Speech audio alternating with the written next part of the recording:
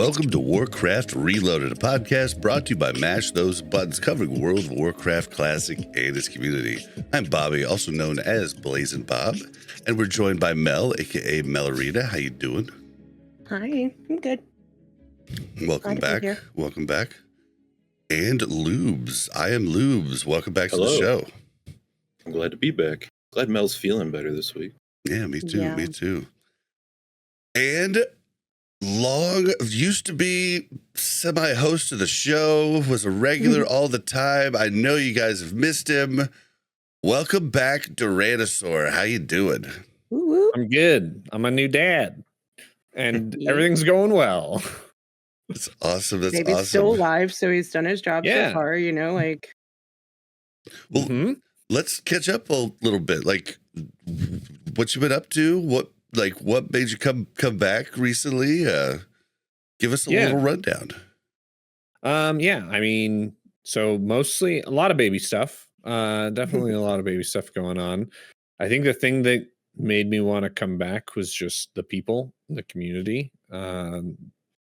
You two, I guess 3 Lubes. It's just good to have people who will just show up and hang out, like if you're streaming. And I think taking that viewpoint on it of just, hey, it's just nice to be able to see how everyone's doing and just have people kind of playing games with you, right? That's what streaming is a lot of the time. And I really miss that. Yeah. And so I was missing that. And I think part of it was after we had the baby, we're so like homebound that we weren't able to really socialize with anyone except each other. So that just made the urge to stream and make stuff all the more. Even if I'm not able to stream very often, it's always great. Like people always are super happy to see me, which makes it really easy to hit that go live button. Yeah. Well, and, you know, like I don't know if everybody does it, but I like fell into a trap early on trying to grow and everything on my stream. And then I was like, do I really want that? Like, it's nice and cozy the way it is. Like, do I really want to just be entertaining all the time? Or do I just want to have a place where people can pop in and say hi or listen to me talk to myself, or, you know, and it's freeing once you just like don't care as much about that, you know? Yeah. I think I did have to kind of get over that because for a while there, I feel like I was too concerned with the numbers and growth and all that stuff. And while I was away, I thought about it a lot. And then even before I came back, I talked to like Winky and a couple other people who were like, dude, yeah, you should just don't worry about it and just go live because people just want to stop in and say hi and see how you're doing. And so I'm glad enough people gave me that push to do it. It's a weird thing because what's it called? Parasitic relationships. What's it called? Yeah. I don't have any idea what you're trying to say. Well, like it's interesting because you start to kind of like, so it's like for the streamer and for the people in the stream, like you start to kind of like get used to having that many people to tell about what happened in your day or like, you know, different things. And it's a little weird to like not do it. Like I didn't stream this whole week just because, I don't know, I just wasn't feeling it. And Mel had been sick and I was trying to hang out with her more. But it was weird. I was like, well, I miss all my peoples, you know, like it's, So, yeah. I think what he's trying to tell you is Mel's not nearly as excited to hear about all of his escapades when she's not playing the game. I'm like, okay, babe, that's cool. Man. Good job. Pat me on the head. Yeah. Oh. All right. Well, I like to start off the show by thanking our tank patrons and Crocsford, Turtle Whale, and Braxton. I want to mention we stream the show live on twitch.tv/BlazinBob. That's BLAZZINBOB.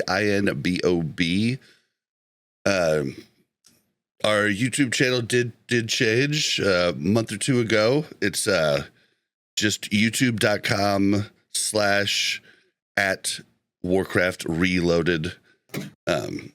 Cataclysm starting up. If you're looking for the fastest way to level, please check out the Rested XP link in the description below. And yeah, we're gonna start the show off. I forgot to get a comment of the week, so we're not gonna do a comment of the week this week. Fail. And I guess I could say there was a lot of comments saying the same thing, so I'll cover that when we do comment of the week. But then we're gonna move on to voicemails.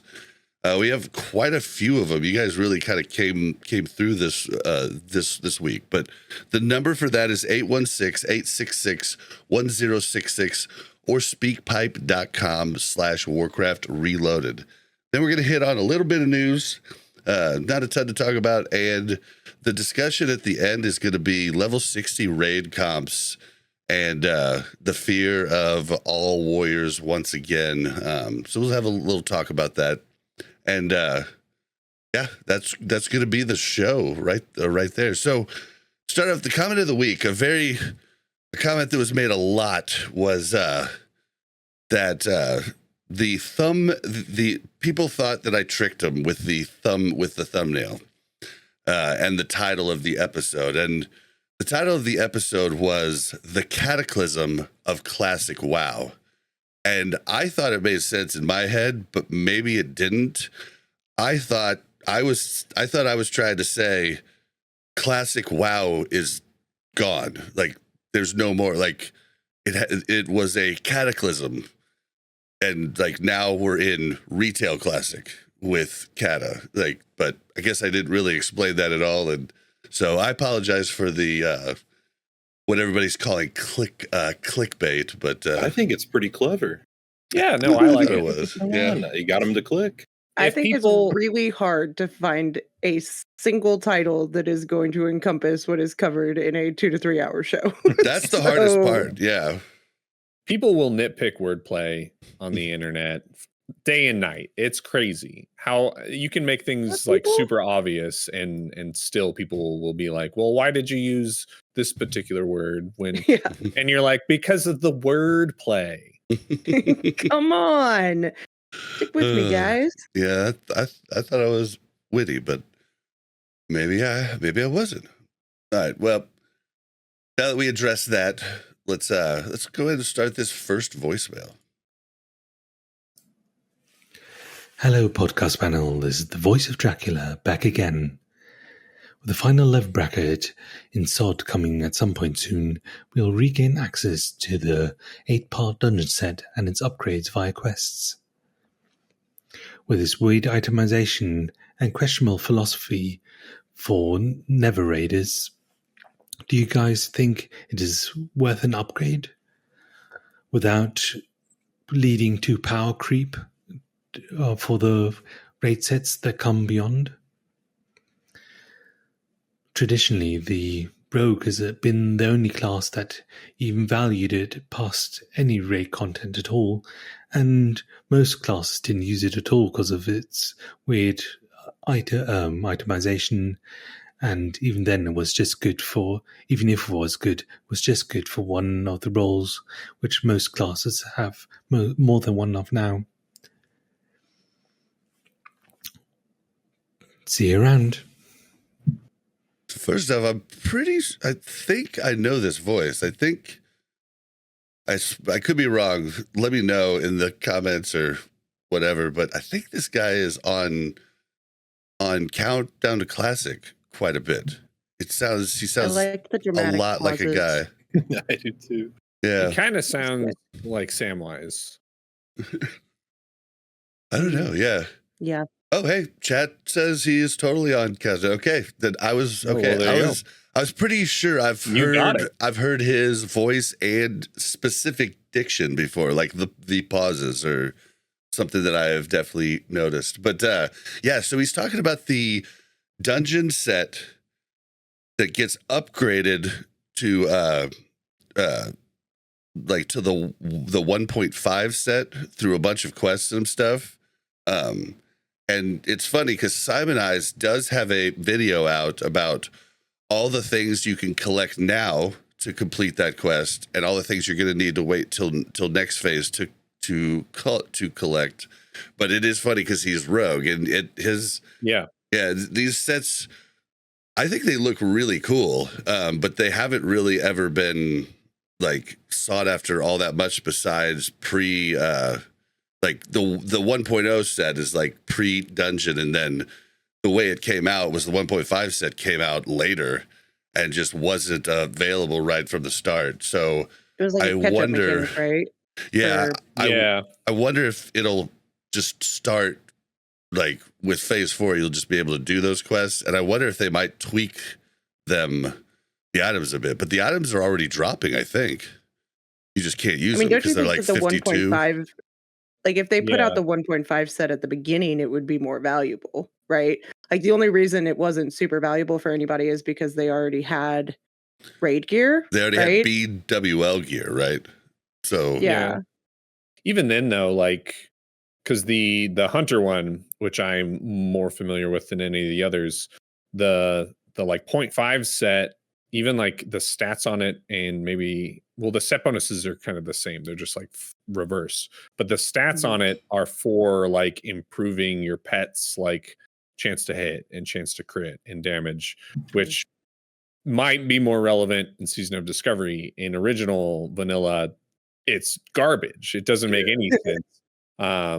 So, and I think a lot of them are like that, where like the voicemail said, they just have stats on them that are either like very niche for one role, one spec, or they're just not good at all. It's like in Classic with the Druid, like PvP sets that would have agility, intellect, spirit, stamina, and strength on it. Like no one's touching. well, okay, so some things are weird. Like, I don't know if this is really on topic or off topic, but talking about things that just look like they're crap. So I recently did the Hunter quest, the Hunter class quest for STV, and you get all 3 items now, right? And one of them is an awesome trinket that that gives you 150 attack power every 2 minutes, and like it's really good, right? Then there's a trinket that looks like shit. Like it's like your pet's next attack is a crit, and it's like usable once every, I think, 5 minutes. Hold on, though. There's a trick to it. There is a trick to it, and that trick has been in there, and people Forever? knew about this back in 2019. Okay, well, I'm new to Hunter, so yeah, you put the trinket on like before a battle. You activate it.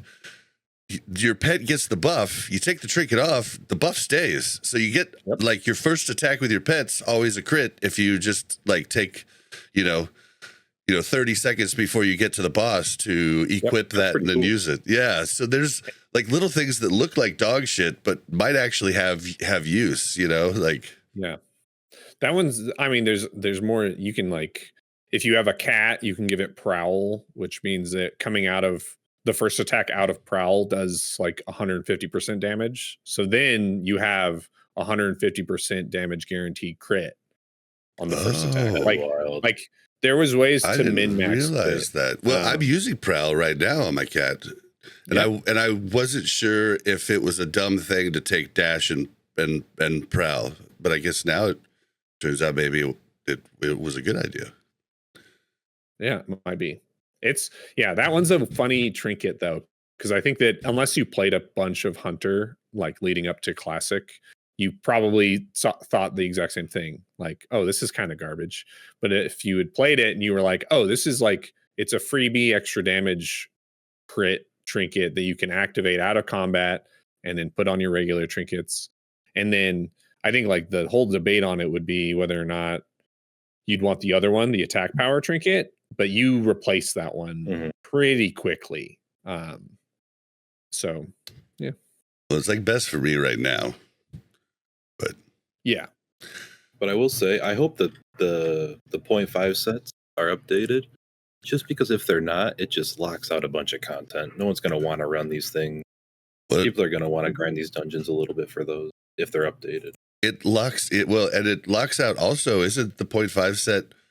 There's just like one for every class, so there wouldn't be a boomy set, right? Like, yeah, I think the druid stuff is all weird early on. Like it's all the nasty. Until BWL, like your gear is like just a little bit of every stat. Like, but I know they're redoing all the tier, 2 like molten core stuff. I know they're redoing that, but I wonder if redoing the dungeon set. I feel like that would have been a good thing for this phase, like for us to be able to do that quest line. Like it would have been really cool to do it because there's going to be so much to do at 60. They'll have to make that set pretty worthwhile. They did at one point talk about how they were going to adjust like max level dungeon loot drops, right? Like they were going to continue to add more items to cover more of the specs and potentially update the already existing items. So I'd be really surprised if they didn't touch the like tier 0 and 0.5 at all, because I feel like that would be a big missed opportunity if they just left them as they were and they were just garbage. It's kind of like free content for them. Yeah, I should correct myself though. It's the tier 0 and 0.5 set, not tier 1. Tier 1's molten core. My bad, guys. Thank you for that. Only black smoke in the chat. I just wish that if they redo those sets, it's just free content. It's going to get people to play the game.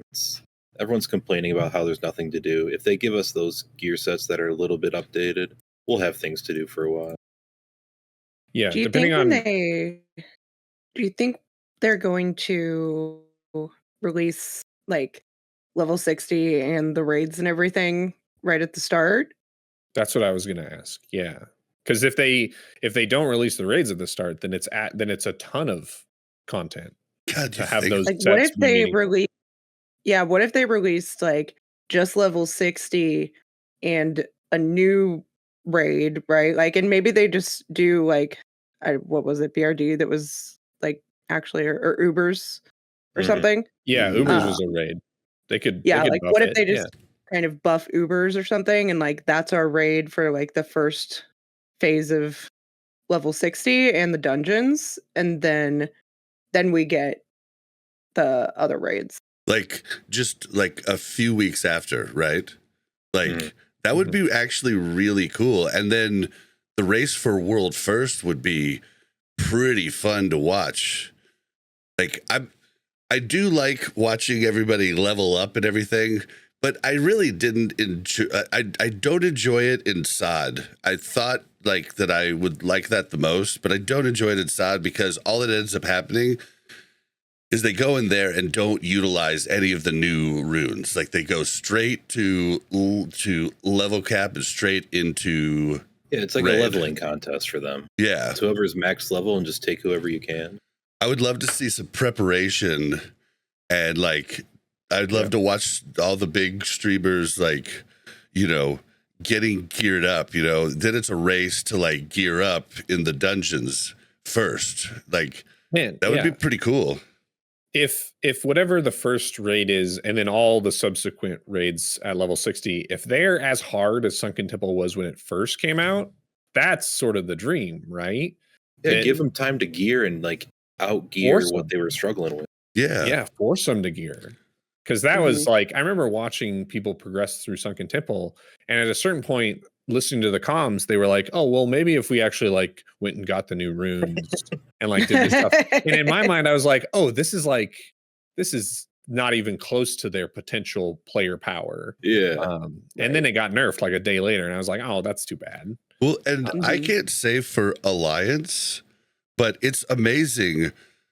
This raid is extremely easy if you bring a correct comp.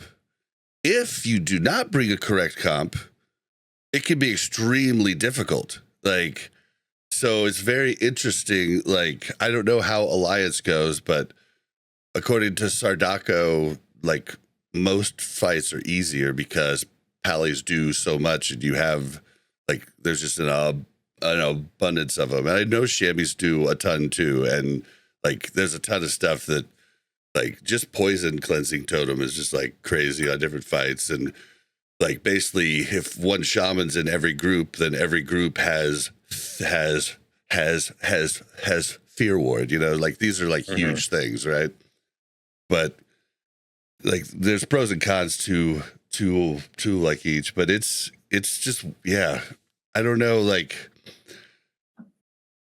I don't know what the like comp means everything. And that part kind of bums me, but at the same time, like if you want a challenge, you could take a weird comp. Like I'm hoping we do the all rogue raid like we did in phase 2. Me, Simon Eyes, Bobka, Kipso, and a few other rogues, and then 2 healers did. Yeah, I want to try all rogue raid. bring like 15 boomkins, see if we can clear it. Oh, you probably can. That'd be enjoyable. But yeah, so yeah, I don't know. I hope they do put some like love into that. And I kind of, now that we're thinking about it, like they delayed the raid this last time. This would be a really good reason to delay the raid. And really fun to like just get to live in those dungeons for a bit, Yeah. And it would also influence people to not level up the easy way in incursions and to level up in dungeons because they'll be getting towards their set. Gear, yeah. Especially if I'm curious what leveling is going to be like next phase. That's going to be enjoyable to try to see what people muster up. I did see something about how like if they leave incursions the way they are, that will still be the way to do it. Mm-hmm. Yeah, because on an alt you can park like all of the little deputizations and farm up all of the herbing, mining, and skinning ones, and have like I think someone calculated like 175 quests on launch ready. It's crazy. Wow. I hope they don't give XP past 50. That's my take. Yeah. Okay, well, let's check out this next voicemail. Hey guys, my name is Olaf. I'm calling in from Iceland. My gamer tag is Spooks. I play on EU Gehannes, like everyone else. That plays on EU, I think, and PvPs. Anyway, I play it for Second Mate, so for the Horde. Anyway, I just want to know what's your guys' thought on.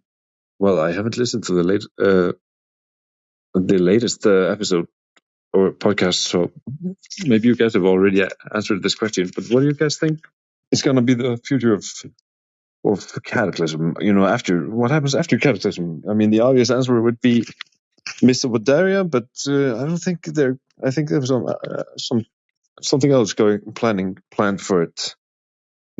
Because they already have Mr. Wadaria remix or whatever coming out for the people that want to experience Mr. Wadaria again. So I don't feel like they would release that and then Mr. Wadaria classic again. I don't know. You never know with Blizzard. Anyway, guys, thank you so much for the podcast. It makes my days at work feel so much less boring.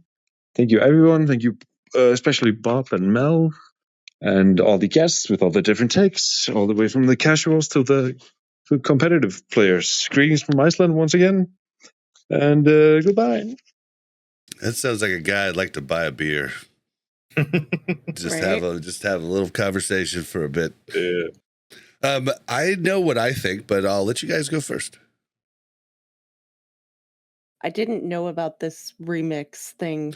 Okay, so the remix is they've done the beta, but it's basically it's using retail, but it is completely separate from retail. So it will be, from what I understand, a drop down, just like when we click and change to classic or to Cataclysm or to modern. Like it'll be in that drop down menu, and it's a separate standalone thing that anything you earn or any characters you work up, it's just miss. So, but they're using the entire retail engine. It's just basically like they're carving it out, kind of like they did the Plunder Storm or whatever it was. And any achievements or characters you make or items you get, you'll be able to take with you to the war within. So I think, yeah, I don't know. That sounds right. Yeah, I think this is them. They've heard a lot of classic players do like MOP. I've heard a lot of people say they love MOP. A lot more people than I hear saying they ever loved, Cata. Like, this was for years. I've been listening to people. MOP seems to be pretty beloved, which always cracks me up because I always thought when I first saw the commercials the first time, I thought it was a fucking joke. Like, I thought it was an April Fool's joke because it was Kung Fu Panda. And I was just like, okay. But yeah, so I think this might be a ploy to get some classic players back into modern. But also at the same time, I think they're gauging what's going to happen here with Cata. And if Cata is not nearly as successful as the others have been, then there'll be no more redoing of like classic, like going forward. It'll just be this type of reliving the different expansions moving forward, in the retail client and basically a separate thing. That's what I think. It'll be like basically retail classic, which I'm sure a lot of retail players would love. Yeah. I think that Pandas, Mists of Pandaria is like kind of the same thing as Classic was for classic players for retail, right? Like I think a lot of people who are really still into retail today started around Cata and Mists of Pandaria. And so when I saw so many positive posts when they announced they were doing the Mists of Pandaria remix, because they were like, people just saying, "Oh, this was my first time playing it.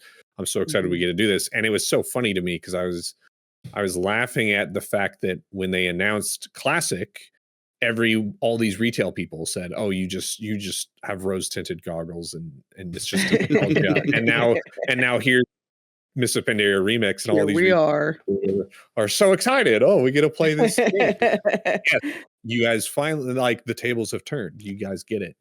Right. But I 100% agree with you, Bob. I feel like if Cata doesn't do well, that there's no reason for them to keep putting the effort into newer or like completely separate. Yeah, right. Yeah, do what they see how this remix thing goes, and then they can just do that. And then I've seen so many posts and so many people talking about wanting to experience like TBC again already, that I'm just waiting for them. I'm waiting for them to say, "Hey, we're going to restart the cycle." Also, like fresh vanilla. People want fresh, classic, like 2019 vanilla servers. So I'm waiting for TBC. That. Or yeah, maybe that's the route they go. But I wouldn't be surprised if in the next like couple years we do get like a fresh cycle of vanilla TBC Wrath, because I think if the infrastructure is already there, they don't have to like put the effort into like setting up the games. They don't have to recode anything. If it's just a matter of, yay, throw up new servers on like set a day and a time, and then they're up and running. I feel like that's a really easy way to continue to maintain the players and even get people who were vanilla fans to come back or TBC fans to come back. Yeah. My whole thought on the Mists of Pandaria redo thing, I think it's opposite from what you guys are thinking. You guys are like gauging Cata to see how much people I think depending on how well this MOP remix does is going to be dependent on if they want to continue and go do MOP past Cata. Because if this MOP remix sucks, people don't enjoy playing MOP as much as they wish they did, and that nostalgia isn't there, I feel like they won't even bother continuing past Cata. But if the MOP remix crushes, then it's an easy choice just to move on. Don't you think it's a little weird to have like a MOP remix? Like, I feel like it would be odd to judge continuing with classic versions of the game based on how a MOP remix does, because it's going to kind of get a different crowd. Like, it'll get some of the classic people, but it'll get some of the retail people. There's going to be a lot of the classic people that are also like, well, I'll just wait for MOP Classic to come out because I can take my character with me, right? And it could still come out if Cataclysm does good. Then I mean, yeah, it will. They'll follow the numbers. I don't know if MOP is going to be contingent on Cata doing good. I think there was a lot of skepticism on if Cata would do well or not. Anyways, I think there's some that really love Cata. Well, a lot that really hated Cata, a lot that have negative views on Cata. So like I think saying that it's contingent, like I think more people have said things about positive about MOP than they have about Cata, and saying that Cata's success is contingent on, or MOP's release would be contingent on Cata's success, I think is short-sighted. It just all depends, because the remix is still going to have every updated character model of every, you know, race and stuff in the game. Like it's not going to be a true MOP classic. It's going to be all because they updated characters, like even like as they went on, they did new updates of old characters, because like the new, like for instance, when Wargans and Goblins came in, they were way more detailed than humans, you know, like so it was like something where they would just take over time and just keep updating the different classes or the different races. So it won't be true MOP classic. That's where some people might not like that, but I think the retail people are going to love it, like, because it'll feel like home, and, you know, redo it's like their classic vanilla. And it feeds into their next expansion. So to like Mel's point, like classic players may say, well, I have this character I made in 2019. I want to play that character in MOP. Right. So that for them, like, why would I play this remix thing where I can't use my classic character? And then after the remix ends, like, then I'm in War Within, which I don't it's off to an expansion that I won't play. Yeah. Yeah. So, yeah, I think it might be, I mean, it could be a little column A, little column B. They're going to see how Panda's remix goes and how Classic Cata go, and then judge it from there. Because I feel like after every one of these classic expansions, they always put a survey out, right? And they say, would you play TBC? Would you play Wrath of Lich King? Would you play Cata? And it seems like every time they've come away with, yeah, we'll do it. I'll give it a try. Why not? Yeah, I'm always going to have fun playing no matter what WoW it is, but I'll give it a try. I'm finding myself scared about the future just because of SOD. SOD's broken me.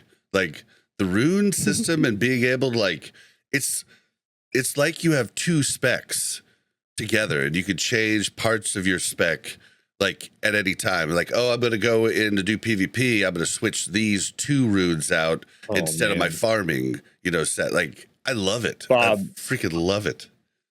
If I told you that you're just describing the way that retail works. Well, don't you respec though? You know, you can change individual talent points around and pick up different spells and drop different spells just on a whim. Like you can do it anywhere as long as you're out of combat.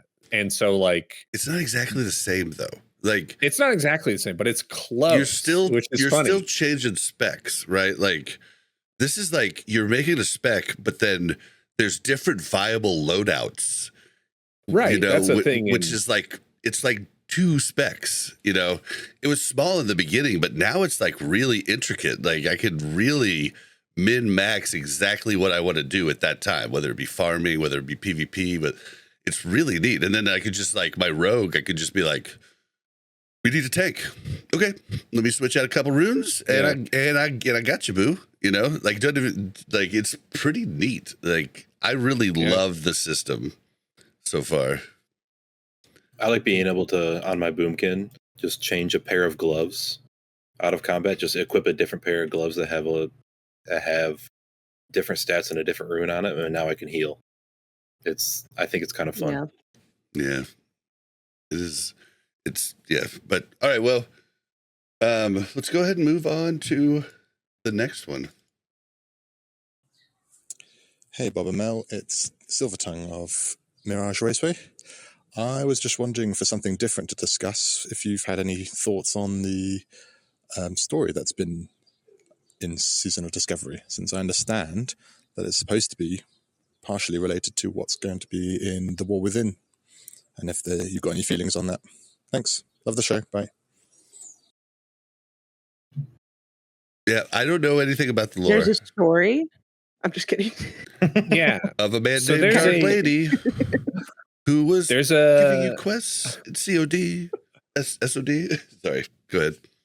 There's I I feel like it's more of a conspiracy theory at this point than anything else. That the new like antagonist in the War Within is this gal who is going around and trying to collect the essence of old gods. And so she did one, I feel like, in this during Dragonflight. But if you think about like when we have encountered old gods in the past, the theory is that, okay, one of the raid bosses in Cataclysm was an old god. So they're saying that she is going to somehow appear, be connected to classic Cata in canon, in like, and connecting all these different expansions and versions of the game together. Okay, this new retail baddie is going back to classic Cata with us and collecting this old god. And then she's also doing the same and going back to Season of Discovery to collect the essence of Cthulhu, the old god. And she did the same during Wrath Classic because you fought an old god. And so it's an interesting theory in that it's a way for Blizzard to tie the canon of all of these different versions of WoW together and say, this isn't just, this isn't you guys just being able to play these different versions of games. There's actually a reason behind you being able to play these different versions of games. And we're going to bring that all together in this next retail expansion. Kind of enjoyable to think about. It's interesting. It's weird. I don't know if I like the idea of it, but if their thought behind it is to do something bigger, right? Like a WoW 2 or something like that, then like that'd be really cool. If it's their way of trying to convince classic players to like play the War Within, because they're like, hey, we're adding some like NPCs and things to SOD or to classic Cata. Like if you like these little story tweaks, come play War Within. Like, I don't know if that's going to work, but it might be a cool way for at least people to feel a little bit of a connection to like the whole WoW universe, rather than feeling like, oh, I'm just a Season of Discovery player, or I'm just a classic Cata player or retail player. Right. I have thought for a while that the mix of SOD, classic Cata, and retail is kind of all melding together to like the great unite of WoW, and it's gonna. My hot take is that WoW 2 is coming, and I don't know if that's actually going to happen, but I think that would be so gnarly. So, I mean, this isn't in our news feed, but Blizzard is hiring a bunch of positions for unnamed PvE game. And I am just praying that it's what I've wanted forever. I want WoW Skyrim. Oh man. I want a single player, like Fallout style, Skyrim style, like going through and doing it all in like a really high graphics game. Like that sounds freaking awesome to me. It would be years out, but like that would be cool. But there's something coming, some PvE game. But they specifically said unnamed PvE title, which makes me think not WoW 2, but maybe WoW. I mean, can we just talk about, we had a game in development for like 4 years and then it got canceled. So I don't know if we should get our hopes up too much here. Well, it's probably being repurposed to this game because that's how Overwatch came about. Like Overwatch was a repurposed MMO they were trying to make. So, I didn't know that. Yeah. It was called Titan, was the code name for it. But then it got repurposed to Overwatch after, it failed after years. Yeah. I mean, but I have no clue. I don't know if that answers the question. That's the theory that I've heard. So I wonder if that's what they were alluding to. Either way though, like if it is something that's like a WoW 2 or something like that, there's 3 retail expansions announced. So it's not like this is going to be anytime soon. It's probably at this point, I think retail expansions are going to be on like a 1.5 year timeline. So we're looking at like 4.5 years until the next whatever they do so with much WoW. time to come up with Yeah. more conspiracy theories. Yeah, That's what I'm hearing, right? Exactly. Well, the War Sweet. Within's supposed to be pretty soon, right? It's Yeah. late summer, early fall. So most people think like August, September. Yeah. Yeah, because a lot of people forget. I mean, it was, I believe, over 100 episodes ago of this show that that the man himself came back. I'm blanking on his name all of a sudden, but Metzen. Yeah, Mhm. so he's probably been working on it the entire time. Oh yeah. We just didn't know, until BlizzCon. Oh yeah, and then he brought the house down, and everyone. I feel like that's why that might be another contributing reason of why any classic player is considering playing retail is because of Metzen's presentation and just having him back. He's connected to the electric, game. man. He knows how to handle a crowd, man. And like so many people, when crowds will yell stuff out, so many people ignore it or, even get angry at it. He feeds off of it and just uses it. Like he's kind of like William Shatner in that way. Like anytime I've seen him live, he just feeds off of the crowd and does an amazing job at just coming back, keeping the crowd in it. And they're yelling stuff out and he makes a joke at it. I mean, it's awesome to see him handle a crowd. Well, I don't know. I don't know. We'll see. I'm gonna go on to the next voicemail. Hey, this is Pally Forms from Wild Growth. Shout out to Parse Blues, our guild. I'm a main tank for our guild out here. I play a paladin, obviously, due to the name. I just have another rant. I'm going to redo my rant, actually. So my complaints are with the paladin tanking, which I know a lot of people are going to eye roll about because, oh my God, they're the best AoE tanks out there, which they are. And it's fun and it's a blast and I love it. The issues are they were already great AoE tanks in the past. Classic did very little to fix that. It's still the same thing as in original Classic 2019 Classic. The biggest issues are there's no health modifier like other tanks get. So other tanks get somewhere between 15 to 30%, depending on what class you get, extra stamina or extra health or however they word it. The other thing is no damage reduction. So even a warrior, which also doesn't get a health modifier, gets the damage reduction in defensive stance. They get 10% damage reduction. Most other classes get at least 10 to 20%, whether from a rune or a skill or whatever. And then the final thing is crit immunity. So, crit immunity, hopefully that'll be fixed come phase 5.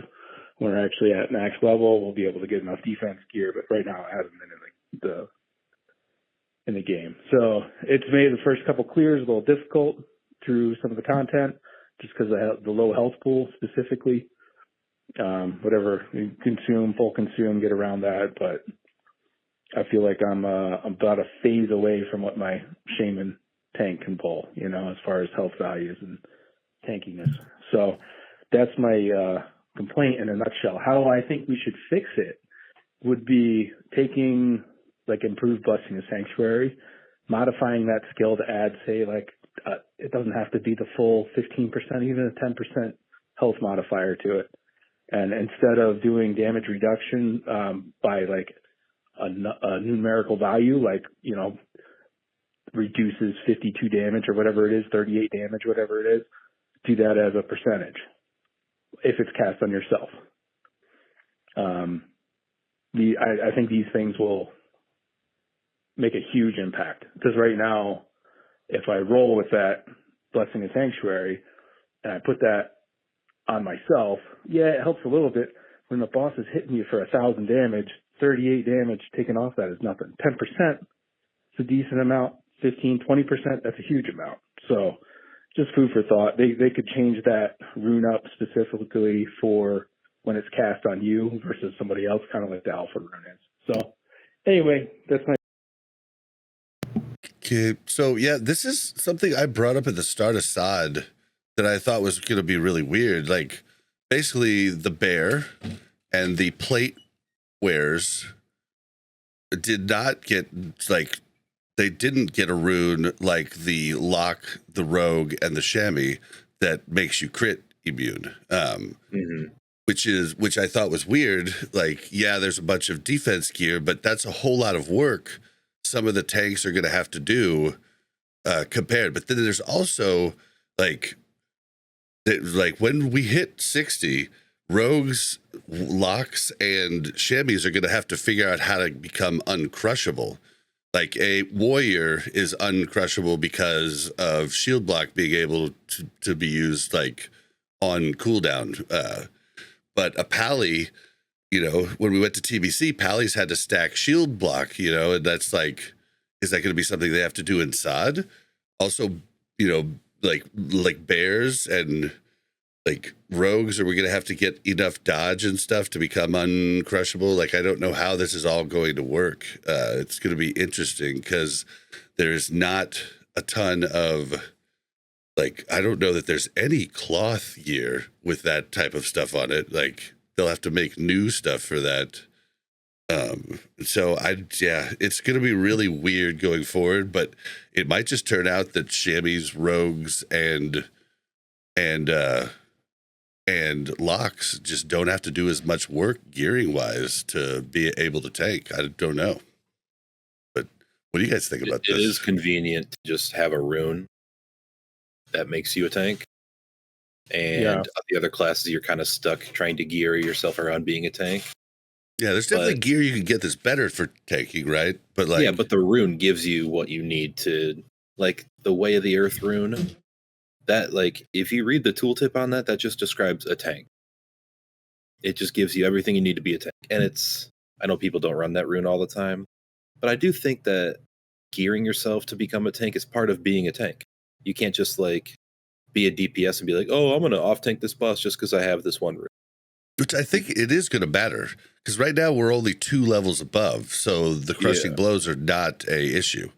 Mm-hmm. When they're 3 levels above, hit becomes, you need a lot more hit. You need a lot more, like yeah. I wonder if they'll do something with like defense skill, because that's part of it too, right? I think warriors stacked a lot of, like, there were defense thresholds that they would try to get to to become like crit immune and things like that. And I wonder if they'll rework that stat and then start creating gear pieces that are cloth and leather and mail and have that sort of be how it dictates. So then it is more of a like overall gearing thing versus just, who has runes that cover these bases and versus like who had gear in original vanilla that covered the bases. Because it feels weird that it's such a different way of like setting up a character. Yeah, it's very interesting problems that are going to come, that are going to rise here in the next phase. I mean, when you think about it, there was just no other way to kind of make these other classes be tanks, really, right? Yeah. Like they didn't have the talents to spec into to give them some of these abilities. It would have been a totally different rework that they would have had to do. And so that's a good point. Like I don't think that they're struggling right now, and I could be wrong. I mean, I don't play with paladins, but they could get something at level 60 that helps them more on the tanking end. Yeah, without touching talent trees and stuff, it's definitely hard to see how they do like rogue and warlock tanks without it being like incredibly dependent on runes. I think warlock has one spell in like original classic that has high threat. Yeah. Is that Searing Pain? Is it that one? But like outside of that, there's no threat modifiers on any class that can help them. I guess the rune is the only way to really make it there, but it makes gearing awkward. Then what happens when we go to Molten Core? Like, and who knows? There's fire resistance on everything. Like, that's going to be really weird for some classes. Yeah. I wonder if they'll, because have there been, I don't have a ton of familiarity with the raids and stuff that they've released so far, but have bosses had specific spell resistances? No, I've been asking for like them to make different bosses weaker to certain schools of magic, like to give all the different classes and specs like their fight to shine, to be on top. But that hasn't happened. It did have armor. Nomergon. Nomergon had super increased armor. Yep. For a little bit. So I wonder. I mean, my initial thought with asking that question was, I wonder if they'll just sort of do away with resistances in the in-game raids, because that's a reason why like Fire Mage and like Fire Warlock are just not really things in classic vanilla, because you go through Molten Core and Blackwing Lair and Onyxia that all have fire immunities. And then you finally change and and then like Fire Mages get to open up an AQ40, and it's like, well, it's unfortunate that one of your specs is like irrelevant for the first half of the in-game content. So, but if they got rid of spell resistances, then maybe that would open up more doors. That's also a thing with like elemental shamans. I think in classic vanilla have a ton of problems, and it probably applies to boomkins as well, where like the like warlock curse of elements doesn't help nature for whatever reason. It just never did. So you had to stack so much spell hit before LE shamans were even viable. But if they messed around with boss resistances and things like that, then maybe more specs would just be more competitive. And selfishly, I'm happy they didn't do anything, because I would hit like a limp noodle in Sunken Temple. What was it? The first boss in BFD like had an immunity to some school of magic. I think it was nature. Yeah, because my poisons wouldn't work. So like boomkins hated that first boss, right? I don't remember that boss being immune. It was immune to my poisons, so I think it was immune to nature. I played Resto at the time. I didn't play Boomkin until phase 2. Okay. Yep. But yeah, there's going to be so much. I feel like they're going to have to break apart all of this like kind of spaghetti code type thing that they had in original vanilla. Like we're talking about how you gear tanks, and the reason why warrior tanks were like the only viable ones in classic vanilla is because of like these just fundamental. They had the toolkit, right? Like paladins just didn't have the toolkit. Feral Druids just didn't have the toolkit. Yeah, it didn't have taunt.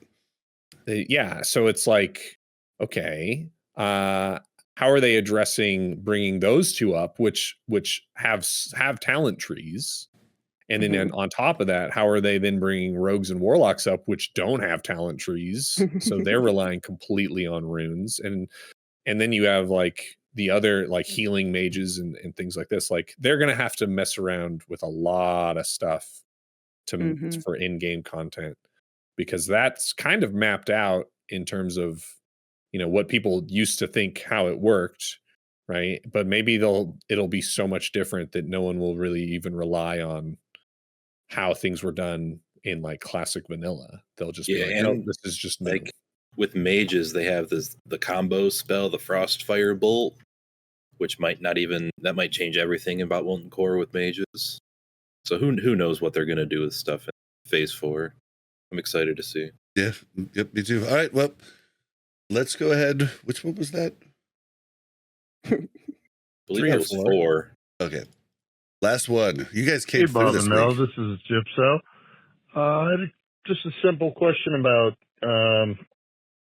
the Phase 4 tier that they were showing off. Well, it's actually going to be the Tier 1. And we'd seen all these cool tier items that was going to be for all the new sets. What about all of the original specs? Are they going to be just kind of pushed to the wayside, or are we going to be seeing something cool for them too? Because like as we see in STV, the mage rings were kind of, I don't know, everyone kind of said they were kind of lame.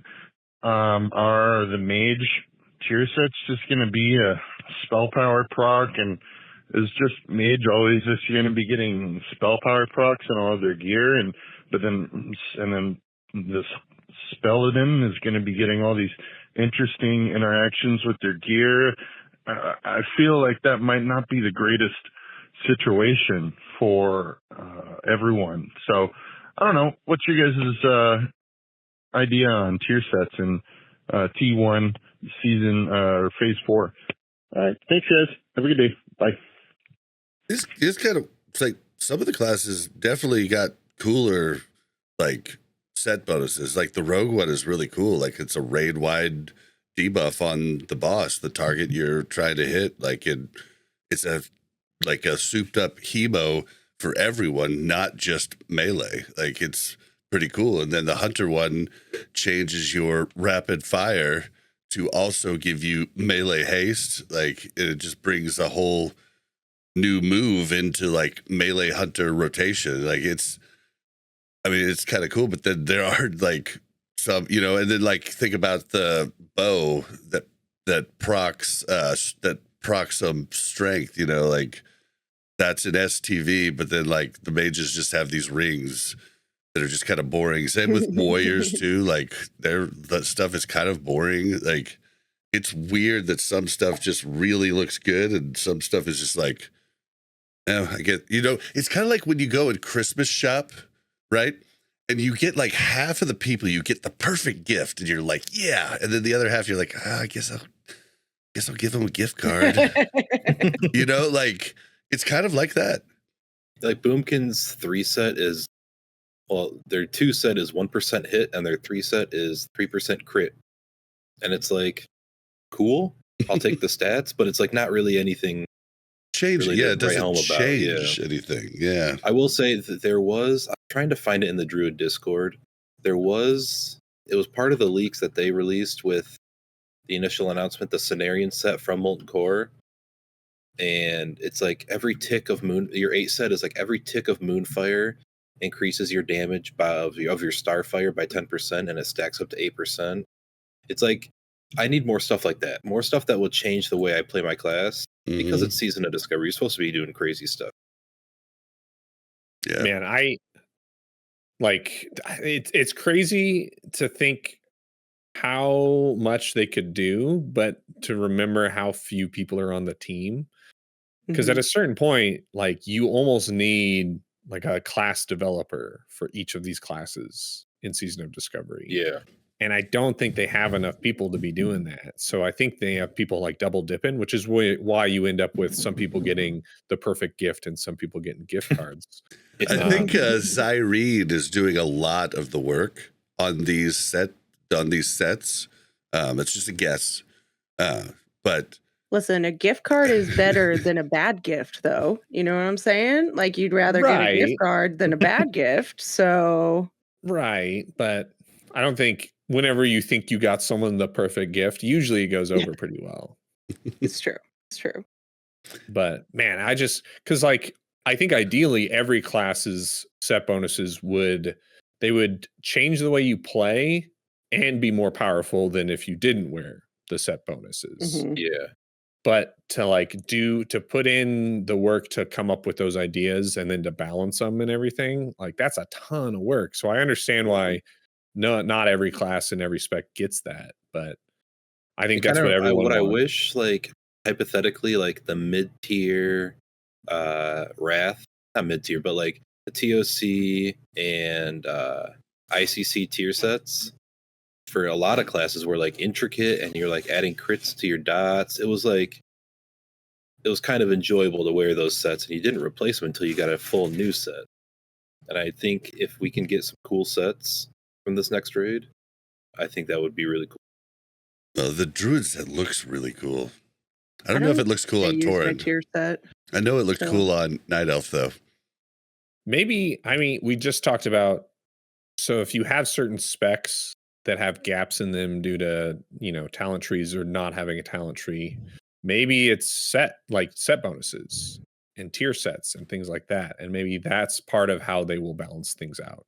So maybe there is like a specific like tanking set with set bonuses for warlocks and rogues. And there is going to be, for sure. They're doing like basically like that was what I talked to Zaire. It was before I was supposed to ever say anything about it, but at BlizzCon we talked to Zaire Reed about it, and he was like, So basically, just think of every class in the game, and I'm making, like 2 to 3 sets for every class. Like, so, like, it's gonna be like there's gonna be a tank set for rogue. There's gonna be a DPS, set for rogue. There might even be like a combat set for rogue. I don't know, but yeah.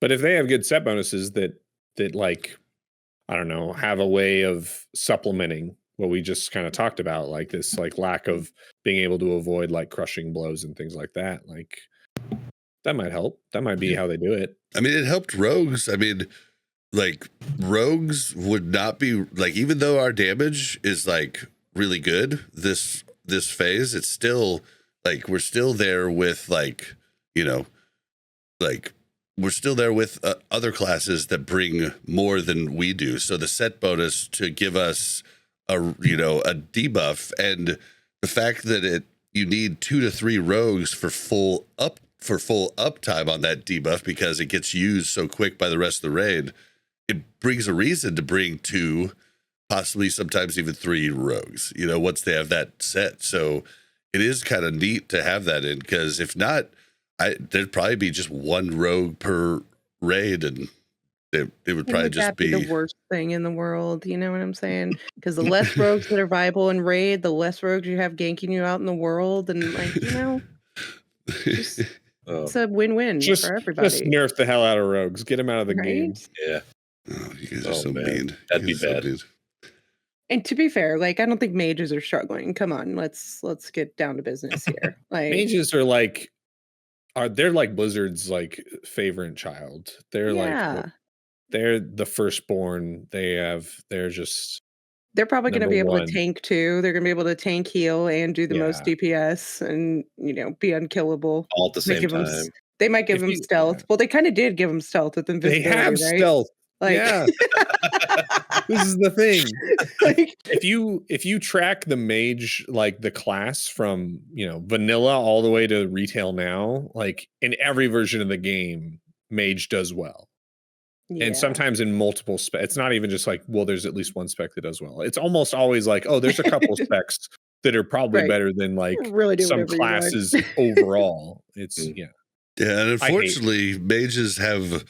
I was loving PvP when the mages were all just trying to like PvP in their PvE spec, but now they figured out to go frost, and now it's a bitch to kill them. Oh, good, yeah. They're so good. They're so good if they do the right spec. But for so long, they were doing dumb specs, and it was wonderful. I would just kill them in like 2 shots, like literally mutilate. They were dead. Now it's like mutilate. Crap! They still have all their health. What the? Was that just their shield? Oh man. But yeah, I don't know. There's probably mages molding right now going, have you seen our raid DPS? What are you talking about? Yeah, and we don't feel bad for you. Story here. Why don't you just portal out of here? About raid DPS, the difference between casters and melee, I don't enjoy it. I think it should be a little bit more even. I don't know how to make it more even. Well, we'll get Bob started on this. I'm actually like, I was saying what the problem was with PvP, and it's like the devs heard me and they're like, all right, we're going to do the PvP tests.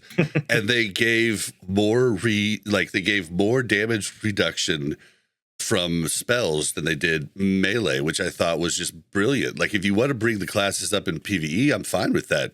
Just don't break PvP, because like there's no reason to go melee if ranged does just as much damage. Like, there's just no reason. And so like it's awesome if they could do stuff like that to actually balance it, and then everybody gets to do damage in PvE. Like, I'm cool with that. Like, like maybe even drop it to 40 in PvP and bring up the damage more for you guys in PvE. Like, that sounds awesome. So there's ways to actually change it, That's how they have to balance damage and stuff in retail, right? Like, your abilities just do different amounts of damage and healing in PvP scenarios than they do in PvE.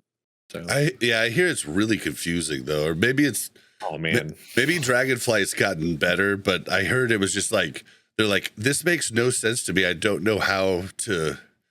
I just remember Shadowlands and different creators that were retail creators. I'd watch a video and they're like, this makes no sense. Like, I do this here, I do this here. There's no way for me to gauge like what I should, what I should be doing in PvP. That's why I kind of like the just base PvP, like no resilience, none of that shit, like just base PvP stuff. Cause you can be like, okay, so I'm doing 30% less damage. Like that makes sense to me.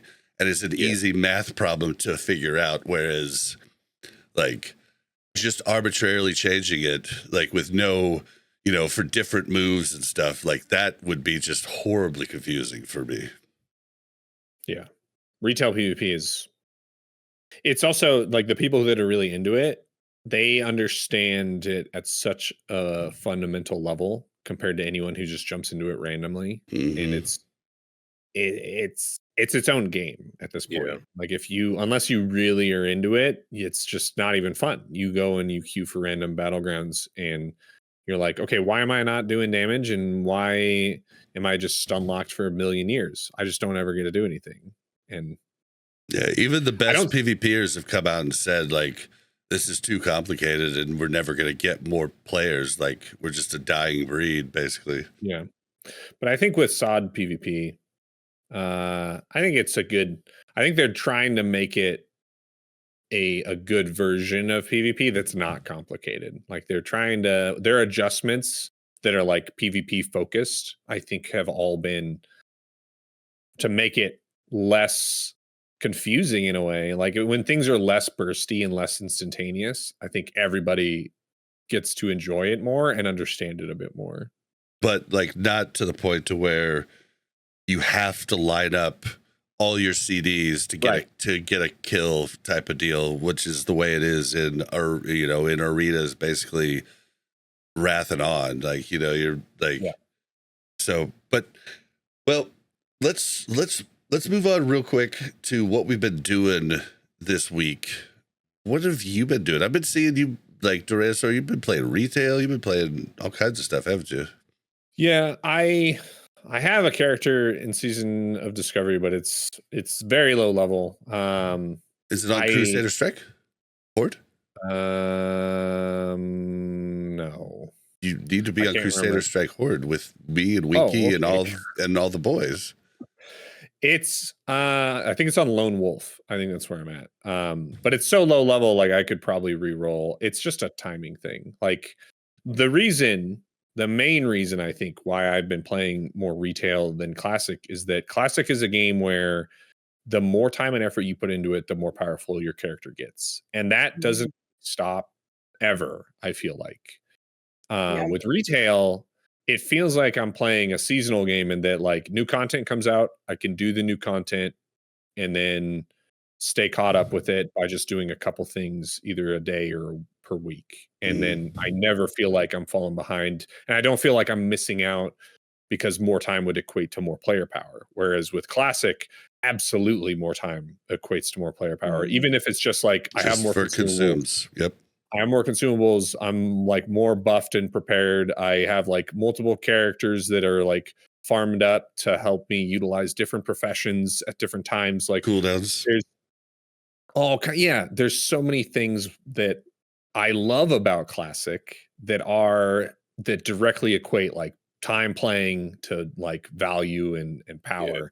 And when you lose time, like when you have a kid and you cannot play very often, it feels rough because like deep inside me, I'm like, man, if I could play Season of Discovery 16 hours a day, every day, I think I would love it. But when I can only play it like, 0 to like 1 or 2 hours a day, I'm like, I can't do this. I feel so far behind and I just feel like I cannot play it at the level that I want to play it. And I think that's mainly you'd have all kinds of help if you come to our server. I know, but then I'm just weighing you guys down. No, we've actually like Season of Discovery has changed everything for me. Like I've got like Lubes is like part of the crew that I run with. Like we help each other do shit that we've already done, which is so weird to me, like, because all through Classic, I could talk guildies into coming and helping me as long as they had something to accomplish too. There was very outliers like Casimo that would help you with just whatever you need. Like, he's just a good guy, right? But like, we actually have fun helping each other go get runes or go farm what they need to get for this, or, you know, like, we've just been, and we even like 5-man quest. You know, we do these really high level quests for gold, and then we do 5-man it, and like, and we run around and kill people too while we're doing it. Like, it's been freaking awesome just to like hang out with people, just to hang out, just to play the game. Like, and sometimes you don't accomplish anything, but then they're there to help you with the other thing that you want to accomplish later. Like, it's super cool. Yeah. So I wouldn't mind helping you. Right? Okay. It's a mindset, that's though. good to know. It's like Duranosaur wants to play at a level that he knows he can play at, and isn't okay as much playing at a level where he's kind of like being carried, right? And there's a lot of people that don't care, right? There's a lot of people that are like, yeah, I can only play this much time and I still make it through all the content and I don't do the most DPS and that's okay. Or, you know, like, and so I just want to make it clear that, like, I don't think SOD's inaccessible for everybody. It's just inaccessible if you don't have a lot of time and you want to be the and very you're best starting late. Starting it's late, me, not you, too. right? Like, it's, yeah, it's a me problem, and I know this, like, because you're absolutely right, Mel. It's like, I want to, if I'm going to play a game, I want to play it at the highest level that I can play it, and and if I can't, then I'm like, well, then what am I doing? You know, which is a me problem. And I would make the excuse that if you had started just one character in phase 1, you'd have everything that you need because of the gating of the levels. Like, it allowed a lot of my friends to come back that would have never had enough time to do an actual classic release. But the catch-up mechanics have been sorely lacking, and hopefully they're looking into that. Like, those need to be fixed fast, because I can't talk anybody new into coming over, because it is a shit ton of work. Like, I don't even want to like work up another character because I don't want to go find all of the runes. Like, I just, like, it's too much, like, just to get ready to, you know, be viable for a raid. Not, you know, not even like. I forgot who exactly said it, but they mentioned like with the whatever the rep is with the waylaid supplies. Scotty J was the first one to come up with some of the ideas, but we've tweaked it with different guests. Someone say, like, at Exalted, you get a bind on account, a box of runes, and you get all runes like you could unlock from like 1 through 40. At Exalted, you can send it to an alt. Yeah, but it's so hard to find catch-up mechanics because those runes are so powerful. Like, druids being able to have Star Surge at level 2 when it's supposed to be at level 25, it's ridiculous. Dude, it was the only reason I worked up a druid, and it was so glorious. And I worked it up with Bob's warrior, right? So he like couldn't do anything. And I was just like, I got you, babe. And everything. I'd be working on one mob, and she'd kill like 4, 5. And then she'd come and kill mine. Yeah, catch-up mechanics are awkward to try to put in the game. They are. But the runes just need to have a catch-up mechanic. Like, you know, like they really need it. And I mean, do you think they need a catch-up mechanic, or do you think they need, like, because then you get into the conversation about like heirlooms and things like that, right? Like, should it be a mechanic that anybody can do even their first time and kind of miss out on discovering the runes in general? Yes, I mean, think let's so. Be honest, nobody's discovering shit anymore. They're looking at Wowhead and they're if someone coming in new right now, they either have to have somebody who really wants them to play with them, like Tyrannosaur is a example of that, but like, I feel like they should just get all of the runes, like, from phase 1 and 2. Roll Crusader Strike because he knew he'd be too tempted to play more often than he has the time to play. So he's like, I just won't have an area where friends can make me play my game that I want to play and don't have time to play. Yeah, well, it's just something we didn't think about. Like, it's been pretty slow moving. Like lots of people have complained about SOD the entire time, saying they don't have anything to do because they're just playing one tune. Like one tune's easy, like to do if you started day one. Mm-hmm. But that's the problem, is that now, if anybody wants to jump in, it is actually a slog. Listen, my Waylaid surprise rep, I think, is at neutral still. So I don't know if that's the best one for me, but if we could think of something else. Bobby was like, what do you mean it's at neutral? And I was like, I don't know. I never turned in my boxes. They're all just sitting in my bank. I have like 50 boxes in my bank that I've never turned in. I don't know why. It's a problem. I understand. Yeah. Well, Mel, what have you been up to? Nothing really. I feel like I've been sick and then busy at work. We raided. And I think that's all I've done since last week. I guess I wasn't on last week because I was sick, but that's a long time to think about and remember what I did before that. So I'm gonna go with raiding. I lost almost every single roll in the last raid, so that was fun. But I'm optimistic about this week because that person now has everything that I need. I'm pretty sure. Michael got everything that you had and won the roll that I on had, and then everything that we were fighting each other for. Right. So he got like 7 pieces, and I got 1, which was the offhand, which I felt kind of bad about because he got the main hand, and I was like, I would give you the offhand if you hadn't have won 7 other things that I wanted. But at this point, absolutely not.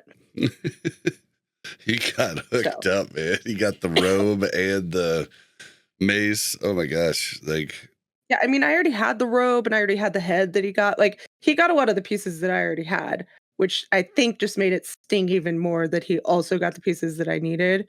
And we soft-resed him, like we both did, right? And it was smart of him not to soft-res the pieces that I had. I wish he was just a little dumber, and kind of soft-res those other pieces. But, whatever. Maybe I shouldn't put in my soft-res so early. Pulled out. Wait till he puts his in. What about you, Lubes? I've been PvPing a whole lot. A lot of Arathi Basin. Mm-hmm. This is why I haven't been playing, because they've been PvPing. So I'm like, okay, have fun. You stay away from us. I raid twice a week on my 2 boomkins. Have a lot of fun doing it. Try to parse high, get good numbers, and I PvP a whole lot. I'm trying to get up to 50,000 honorable kills on my character, which is a whole lot. But I think I'm at like 5. No, I'm just kidding. It's killing it more than that. I know. Where are you at, Lubes? I think when I logged off last night, I was just hit 10,000. Oh. So you're almost there. A good number. You're probably gonna get it with, like, if you're planning to get all the gear through Season of Discovery, like, it's gonna be a lot of honor grinding. Oh yeah, and Alteric Valley next phase, and just all the 60 content. Like, oh yeah, you're gonna have time. Yeah, I'll get it. Yeah, I want you to get it before you hit 60. Okay, that would be tough. Deal. I'm in. I'm just kidding. Don't do that. For me, it's not healthy. I've been doing a ton of Arathi Basin, like basically like Lubes and I and a bunch of other people are basically trying to do that. Although Blizzard's getting good, or there's less people playing.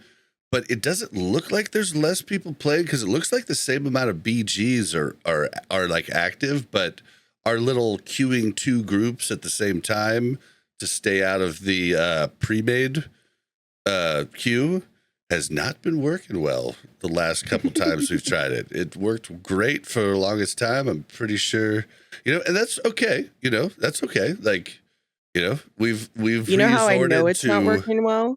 When I hear Bob, I'm on the couch and I hear Bob go, why would you take the queue? Who said take the queue? Nobody said take the queue. And I'm like, oh my God. So many people auto-click it.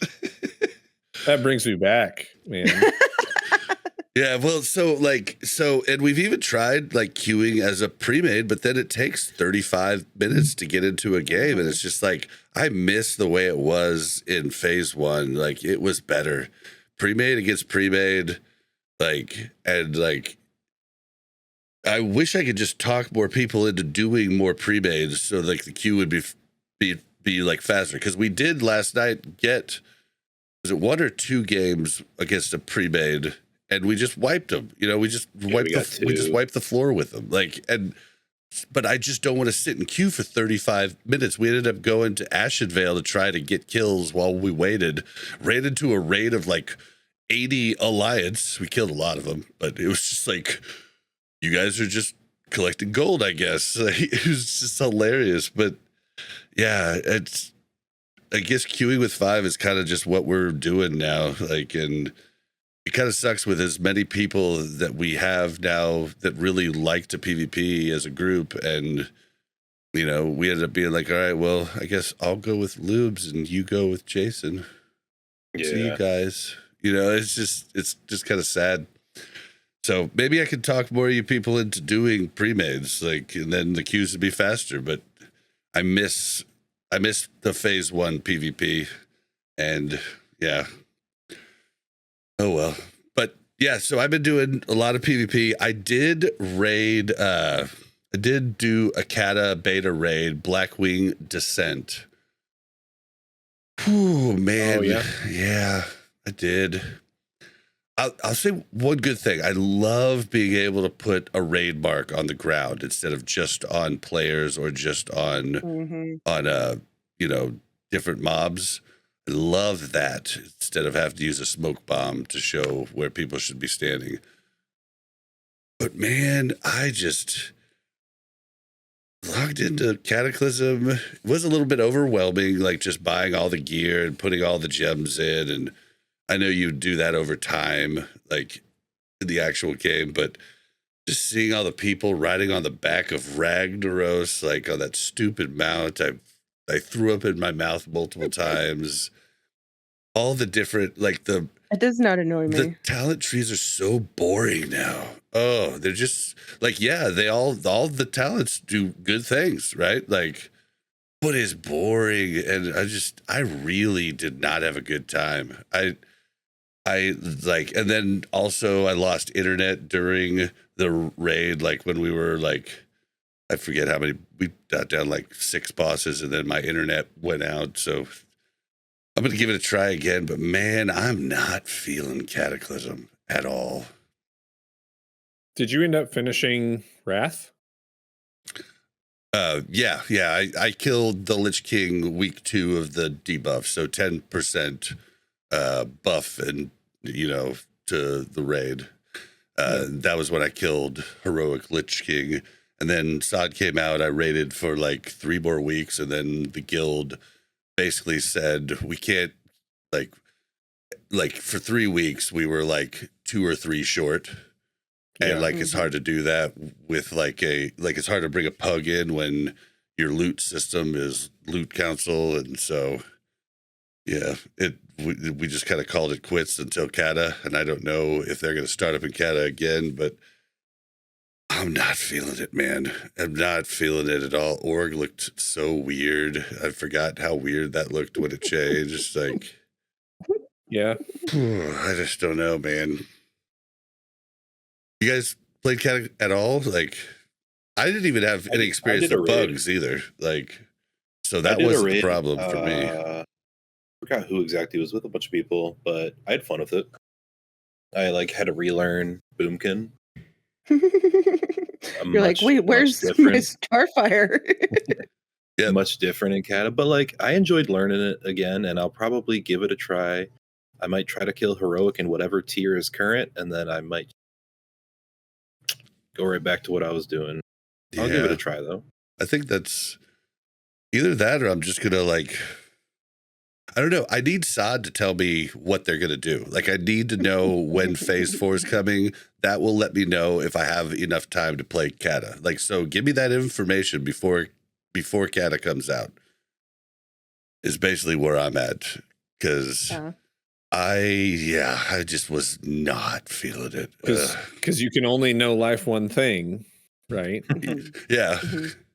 Yeah. And See, you understand. That's what it is. Like, you have to be able to know life, the thing that you care about. Well, and that was something very upsetting for me too. I did as much research as I could before going into the raid because I'm going with like Chads, like Sardako, No Hit Jerome, and Simon Eyes and all these like Chads, right? So I did as much research as I could, but I didn't have all the consumes I could have had. Like, I forgot glyphs and had to go back and get glyphs. Like, I don't like being unprepared. I hate it. Like, I like coming in prepared as a motherfucker.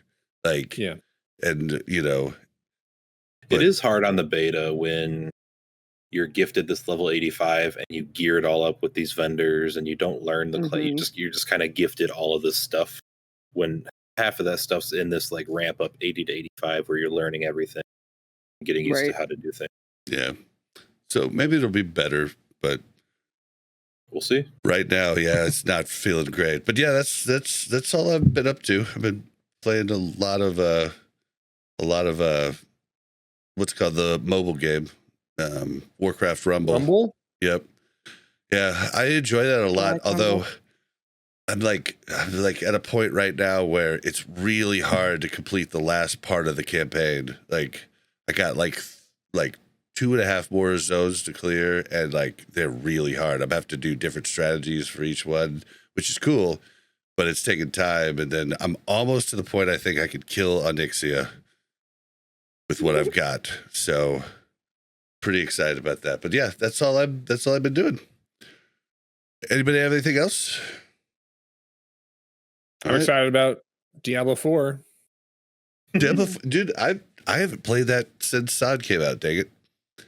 Well, it's in a bad, I mean, it hasn't been in a great state since they released it, but this next season they're like reworking a lot of the fundamentals and getting rid of a lot of the like excess stats and modifiers, and they're turning a lot of the what were like annoying grinds into like one time, one character, then you're done. And then they're changing a lot of the in-game systems so that the in-game systems actually like have more meaning, like day to day, week to week and stuff. So cool. I'm excited about it. I'm going to give it a try. I had a good time on the launch, and I played through about like basically the start of that first season. Like I had a good time, but yeah, the gems being always in your bags and have to just sort through those and everything else. I hear they're like taking that out. I actually watched your video on it. Oh yeah. Yeah. Yeah, they're like tons of quality of life, and then just there's so much bloat on like item stats and things that they're getting rid of. So yeah, we'll see how it goes. Cool. All right, well, let's move into time for the news. All right, just to let you guys know, Season of Discovery US and EU Realm Consolidations, they are allowing Chaos Bolt to either now this is on both EU and North America. They're allowing Chaos Bolt to move to either Wild Growth or Crusader Strike, and then Lava Lash could go to either Wild Growth or Crusader Strike also. Yeah, so that's just the free transfers are up, and a little bit of a life hack. I don't know if it's going to be overturned, but someone jumped in my chat yesterday. Actually, they told me in game, but when I asked them why they told me, because I didn't know them, they were like, "Oh, it's because I saw you went live. I'm a big fan of the show." I was like, "Oh, thank you for listening." But I made a level 1 Alliance rogue on Lava Lash, and I transferred it to Crusader Strike, where all my characters are Horde, and you're not supposed to have Alliance and Horde on a PvP server. So I have an Alliance character now. I don't know. Yeah, I don't know if this is what was supposed to happen, but I hope I don't get in trouble for it, but I don't see how it's my fault. But just a heads up. That is the thing. I know it is real. There's someone in my chat right now that's leveling their Alliance Rogue on an account that they have a Horde Mage. Yep. On the same exploit thing. early, exploit often. Yeah, before they eventually stop it from happening. Yep, I'm sure they're going to catch this fast. So if you want to do that, maybe do it, maybe don't. I'm not condoning it and hoping that I don't get banned. What if what happens is they say, oh, you have both classes, so the most recent one you made, we're going to make that the one that you keep, and we're going to delete everything Dude, else. I was a little scared. I was like, is this just going to like wipe my other characters? That's what I'm saying. Like, I don't know, man. Yeah, it was a little scary. It was a little scary. I was like, fuck yeah. At least I have another account. But yeah. I mean, here's the thing. It's not that hard to just have a second account and then have the opposite faction on that account, right? So I don't know why they have the restriction in the first place. Because as someone who was on a PvP server that had active griefers on it back in 2019, 2020, I paid a monthly subscription to have an account so that I could have Alliance characters to check and see where all the griefers were. Right, which is why they don't allow it. So you'll pay another monthly subscription. They're winning the long game.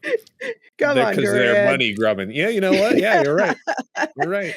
Like, we can't make this easy for them. Well, we got a lot of tryhards that'll pay us 4 subscriptions a month. And I think it was in Wrath Classic that they lifted that stipulation. Yeah, it was definitely in Wrath because I remember a few people in our guild made Alliance tunes so that they could kill guildies, or they made Horde tunes so that they could kill guildies. And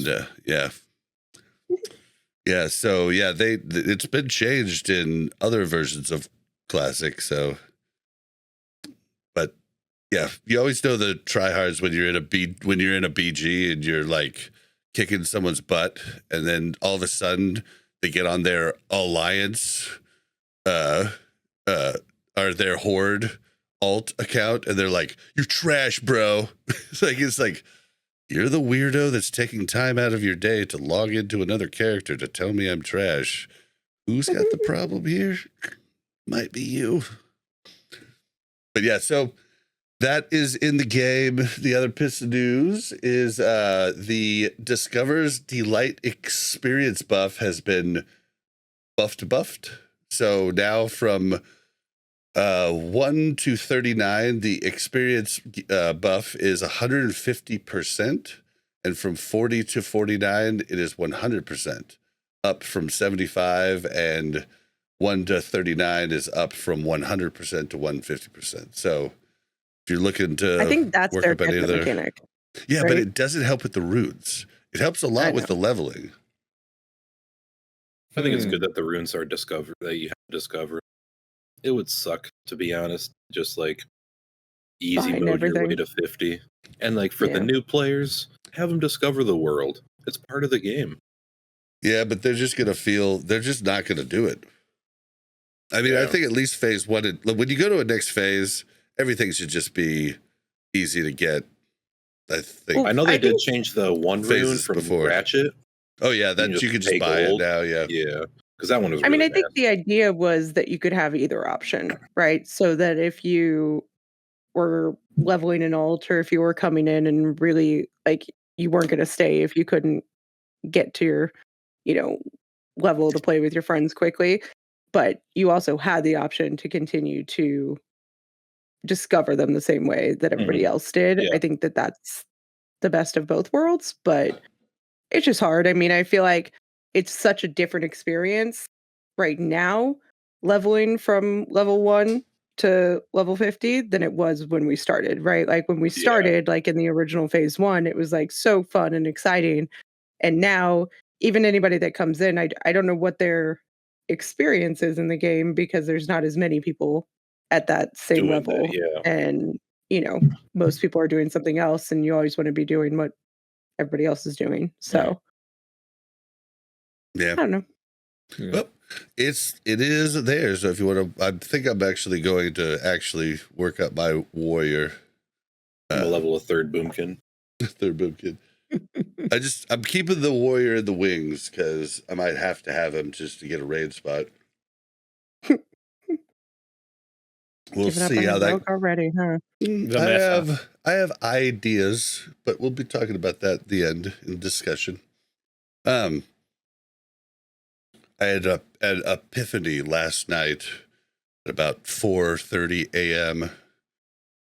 So we'll get to that in a second. The next piece of news is the worst thing ever. New Archon Warcraft Logs Tooltip Addon for Season of Discovery. To give people a little bit of backstory, there was a couple different people that made add-ons a couple weeks ago that would allow you to hover over players and see all of their Warcraft Logs stats. Warcraft Logs got extremely pissed about this immediately because all it's doing is reading from the API and not giving their sites views, meaning not getting ad revenue. So basically making it so nobody hits their site to look up stats, which therefore takes away a ton of money from them. So they threatened to ban people, all this other stuff. Well, what they've done, Warcraft Logs has come out with their own add-on. And it is currently behind a $25 a month Patreon paywall. So if you want to have this add-on, you have to pay $25 a month. I don't know if after their beta they'll move it, but it's pretty gross. Like, it really is pretty gross, especially like I was watching a video, Peo trying to get into a run, and this run was saying they were checking logs and they wouldn't take Peo's warrior. I was like, well, knowing Peo, he probably dances during every fight, so he probably has horrible logs. Well, he pulls up his logs. Everything's purple except for three fights, right? That are like green, right? You can think to yourself, okay, well, he died during those fights and he's only run it once or twice, right? Like I would have taken those logs in a second. So I think the problem is just idiots thinking that people should have purple, like all purple logs to come to their run is idiotic. Like, if they have all green and they've completed, they'll probably do better in your raid this next time because they probably went with a fucking pug. Like, it's so silly that people think that you have to have 90s pluses to come to a raid. It's absolutely absurd. And now this is just giving ignorant people more tools to be ignorant, and it bugs me bad. I don't think the add-on really is the problem. Well, no. The add-on makes it easier for people to see logs, but it's like how Atlas Loot, you can just look it up on Google. With so many of these add-ons, you can just look up what they're doing on Google. This just makes it convenient. So I don't think physically the add-on is the problem, but it's I mean, I look up logs. I do. Yeah. But I mean, if you've got green logs, I'll probably take you. And if you've never done the raid, as long as I don't have a ton of people that haven't done the raid, I'll probably take you too. It is absurd for anybody to want, 90s pluses parses to take somebody to the raid. It's just absolutely bonkers. So it looks like with the one that they put out, you can shift click on them and it'll show you all the bosses, how many times they've done it, and their average parse on each boss. Yep. It's the same thing you do just looking it up on the site, but it's just a lot easier in game. It's just that people you're developing tools. Yeah, you're developing a tool that allows people to be more toxic and have it be easier to be more toxic. I think that's where the fault of it lies, right? There are going to be people out there, if it becomes free, there will be Right. I people out almost want there. him to keep it paid so it doesn't Yeah. become this like massively used. But I could see how it could be used in a way like Bob would use it, where it's like, oh, I just want to see if you've done the raid. Like, that's all I'm really looking for. I don't really care what your logs are. But the like knowing that classic players are the way that they are, there will be people who absolutely use it as another way to gatekeep. And anyone providing any sort of like add-on or tool that like helps the community become more toxic and more exclusive, I think that's always a bad thing. Well, and Warcraft Logs, unfortunately, the way parses work is the better group here. So what these idiots are trying to do is they're trying to stack. They think they're better than they actually are. They're trying to stack the raid to get faster kill times because they think that's what's holding them back. Like, and unfortunately, it kind of is, but it's not as big as everybody thinks. Everybody says like you have to have the right group to parse. Like you have to have the right buffs to parse. But like, there's people that are really good that are going to parse 99s when the rest of your array is parsing 80s. Like so it's not like it is a factor, but it's definitely not like if you're parsing, 70s, then you've got some gear to get or something to learn. Like in most raids, in most average raids, like unless you're a healer. Yeah, healer parses are just weird, but yeah, don't trust healer parses. Yeah, this add-on just, and it's also, but we can point out that it's against TOS. There's always ways to cheese parses, right? So like, I mean, you could say like, oh my gosh, I wouldn't take this guy. He only has a 90 parse, right? Where it's like, okay, but to get the 99 parse, they had to be a shithead and not do anything other people most of the time. Yeah, most of the time. And if there's raid leaders that aren't taking people with purple parses, you don't want in that. Right. You don't want any part of that. Is probably the most like beneficial part of this add-on. Is that it like makes it very easy for you to know which groups you actually don't want to be in, because they're the ones that are saying no to you if you're not already parsing like 90s and higher. Right. Yeah, and like I do love like I'm currently trying to help my friend Jason, who's coming back to the game after, a 15-year hiatus after leaving in Wrath, and like I'm trying to teach him how to get better. Without logs, like it would be so hard. Like and thank God we have training dummies, like with that one stupid rune. Like put the training dummies in the freaking cities, guys. Like you've got it right there, the one spot in freaking in Thousand Needles or Shimmering Flats. Like just put them in the towns. Like this is silly. But yeah, like the best way that I could help him is looking at his logs. And if I didn't have that tool, I'd have no idea how to help him, so.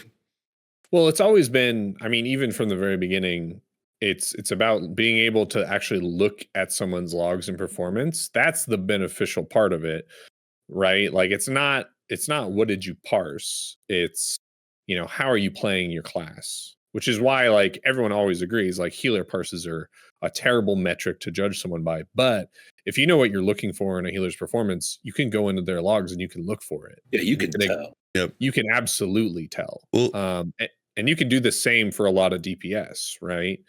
But that's not going to show up on Archon's little tooltip thing.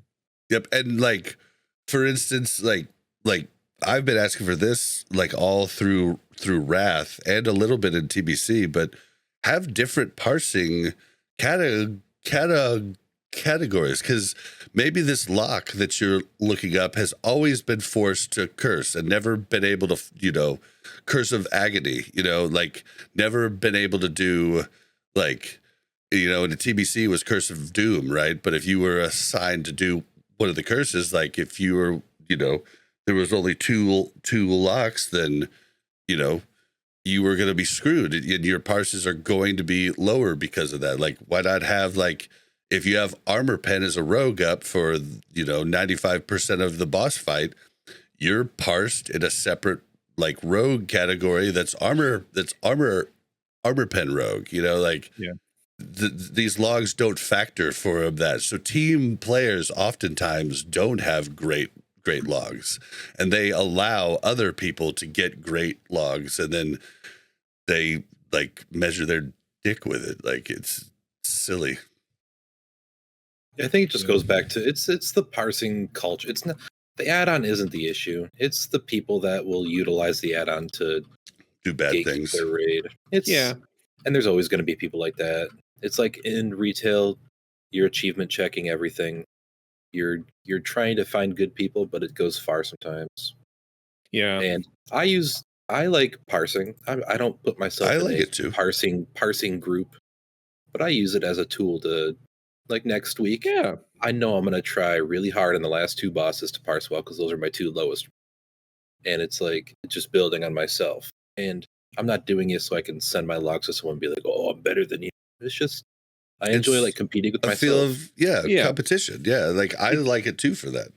It's absolutely a tool in so many different ways. I think what the negative is always when people use it to be exclusive or to be toxic. And I feel like with this particular add-on, because it can't access all the intangibles the way that going to Warcraft Logs website allows you to, it does make it inherently, I think, a bit more toxic and negative than, I can see that, than like the site itself. But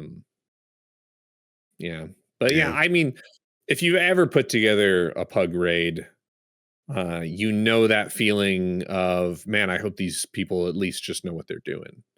You probably have experienced having people who don't know what they're doing, and so being able to check someone's logs or achievements or whatever, you do use that stuff when you are dealing with strangers, because you want everyone in the raid to have the best experience possible.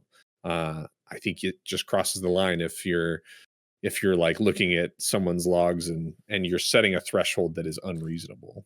Well, and I've been using them a ton. Like I'm full raid leading, like, you know, with help from people like Lubes and different people in our raid, people that I've dubbed as basically officers, you know, that can jump in because, like, I don't know everything. But one thing I do is I look through the logs, and, like, if there's some problems, I go and offer help to those different people. Like, hey, how can I help you stay alive? I've seen you've died a whole bunch. Like, I've had to talk to a few different people about that. And I'm not like, I'm just coming to them like, how can I help you? Like, how can I, like, I'm looking here and it looks like you stood in this, and that's what actually killed you. Like, do you have your graphics set like at a certain spot to where, like, maybe you can't see this happening? Have you ever tried an add-on like GTFO? Like, I'm looking for ways to help them, you know, like, I don't know every class. I don't know how to optimize their, you know, rotation, but I can help them with different things by looking at the logs, and seeing where everybody moves is huge in the logs when you do a replay. Like, I mean, that's how originally my guild, I don't know if we ever would have learned 4 horse in our original Nax in Classic if we didn't have the thing that showed the little top view of where everybody was moving, because people were going to the wrong spots, right? So it's a really great tool that it's unfortunate that people just use for bad. But yeah, it's out there. It's a paid add-on. I mean, paid add-ons like are supposed to be against TOS, but they haven't locked down on any of those. I mean, you've got Zygor, you've got Rested XP, like, I mean, these are all paid add-ons. Like, Blizzard doesn't care at this point. I mean, even Koji, like, you know, Koji like is pretty much a paid add-on at this point. I mean, you're not even supposed to allow premium versions of an add-on to be paid, but I don't think they've ever enforced it to an extent that has banned any of these add-ons that I know of. So I don't know if they care enough, right? I also feel bad for people who spend a lot of time creating really cool and helpful add-ons that they would not be able to be paid in some way for their time and efforts. And but I think that's why Blizzard kind of overlooks it. Also, all of the big time world first like raid teams and stuff for years were using all of these things, and they probably just didn't want to. They didn't want to. I don't know. They didn't want to take on that giant of like try to tell people no, they can't. It's just just a guess, but all right. I think the moral of the story here is that Warcraft Logs is a good tool, and if it's used correctly, it's very positive and can help people improve their gameplay and help people see things that they couldn't see before. I think the tool that gives you the tooltip, I think, just focuses purely on the number, which is not always the most helpful. And so if they keep it paid behind their Patreon wall, it won't be as widely used. And I think that that's wonderful. Yep. It's just like an axe. Like an axe is a great tool, but can be used for evil. Yeah. Now, if you could give me one that alerts me when nobody else dispels on the bosses that I'm dispelling on, that would be wonderful. Because just dispel parses. Yeah. Be like, listen, Mel dispelled 82 things and you dispelled 0. 0, people. Listen, Linda. All right. Banned. You're the banned. last thing in the news here is they did a new PvP damage reduction test. Last weekend, we tested out the 20% physical damage reduction, 30%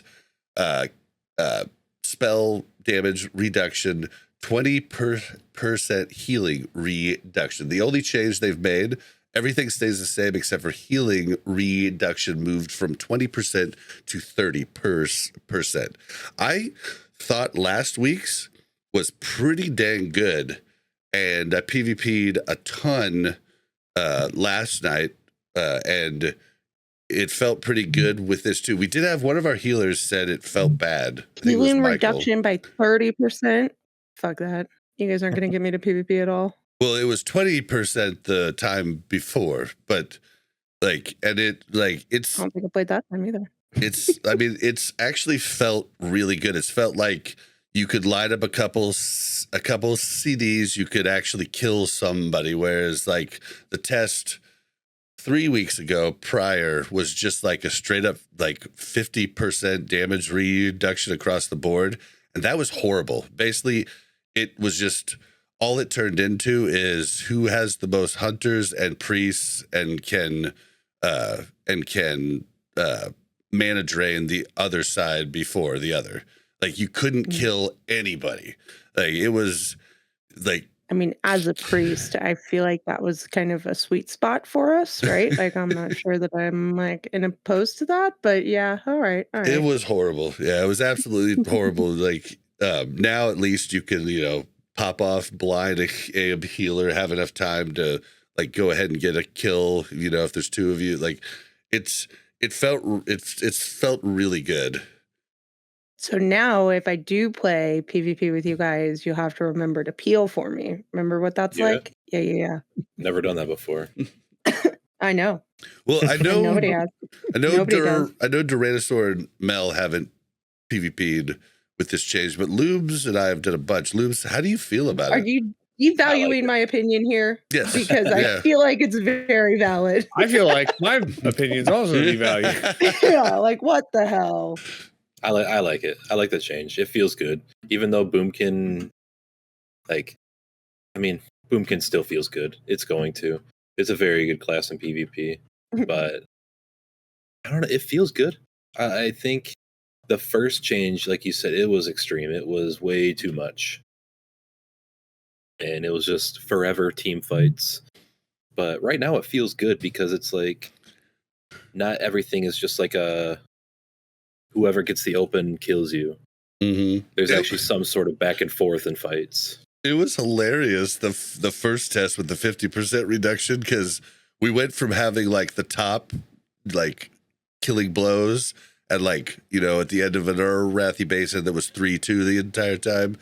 Killing blows would be like 50 to 60 kills. And then with that 50% damage reduction, it was literally like 8. Yeah, it was the top kills. And you're literally just like, you're fighting literally just forever. And you're just trying to spin back and forth. And you were basically using CC to be able to spin the fucking flag. Like, and it was horrible. Oh my gosh. But yeah, this has felt good. This has felt nice. And I'm really enjoying it. All right, do you guys have anything to? Yeah, would you like to weigh in, guys? No, my opinion doesn't matter. Okay. I'm just kidding. The biggest issue that vanilla WoW PvP always had was that as soon as the numbers got too big, it was just like one shots back and forth. Yeah. And so when I've seen them address this, my whole instinct, and from what I've seen from players who've tested it out, right, is that anyone who truly does enjoy PvP likes that there is back and forth, and that it's not just who gets the opener, they just kill you and it's over. And I think that that's a good place for PvP to be, where it's like not lasting forever, right? Like people aren't just alive for like 5-10 minutes fighting back and forth, but when it's not just immediately over, I think there's a happy medium there. Yeah. Although it is a lot of fun on my Boomkin, starting the BG off with 30 kills before we even kill Blacksmith all the way. Yeah. I agree. But like, I think it's really fun when my healthy. priest is just able to sit there and people Just try to kill live. me and it doesn't work. And I'm like, But it feels like it's in a healthy point right now. Yeah, I'm really feeling like they've come to a good, sweet spot. And all of you asking for resilience, stop it. Stop it. yeah. Nah, just keep it out. It's just another way to gatekeep PvP. Like, less people are going to try it. Like, I even quit PvP in Wrath because it was so stupid with how many different gear sets there were and how they were locked behind our arena rating and everything else. I was like, I don't even care. So don't do it. It's fun right now. It's fun. All right, guys. Well, let's move into...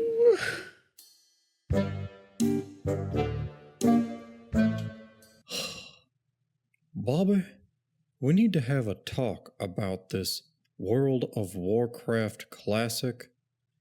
Do I look like I know what a WoW token is? All right, guys. So I saw this Sarth video, and he was breaking down what a raid group's going to look like in 40-man raids unless things change. And spoiler alert, it was basically, 4 warriors in most groups with 1 shaman. And Shocking. yeah, and it got me to, like, I don't know. I was sitting there and I never thought about this before, but I just thought, like, yeah, like class stacking is always going to be a thing because you can do it. But what if you couldn't do it? What if you could only have like say you're in a 20 man. There could only be 4 like 1 per group class, like stipulation, like, or if, it could be, 8 warriors if you did 40 man, 4 warriors if you did 20 man, 4 chamois if you did 20 man, 8 chamois if you did 40 man. But then anytime you go over that class stipulation for each, so say you're in a 20 man, you add a 5th warrior, brings your entire raid DPS down 5%. Add another warrior, 10%. Add another warrior, 15%. Add a 5th shaman, same thing. Add a 5th paladin, same thing.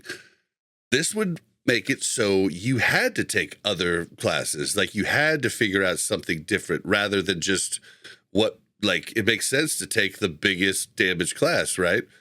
But, after you have all relevant buffs. But if you had this stipulation, you basically would be gimping your team by doing that. I thought this was like, it's like 4:30 in the morning. I was like, oh, mind blown. This is the perfect answer. I even DM'd a couple people with it. But a couple of people that might be able to do something with the idea. But that would fucking change everything. And it would make it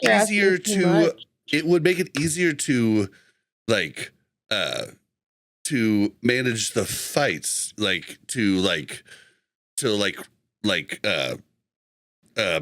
the raid. What am I looking for?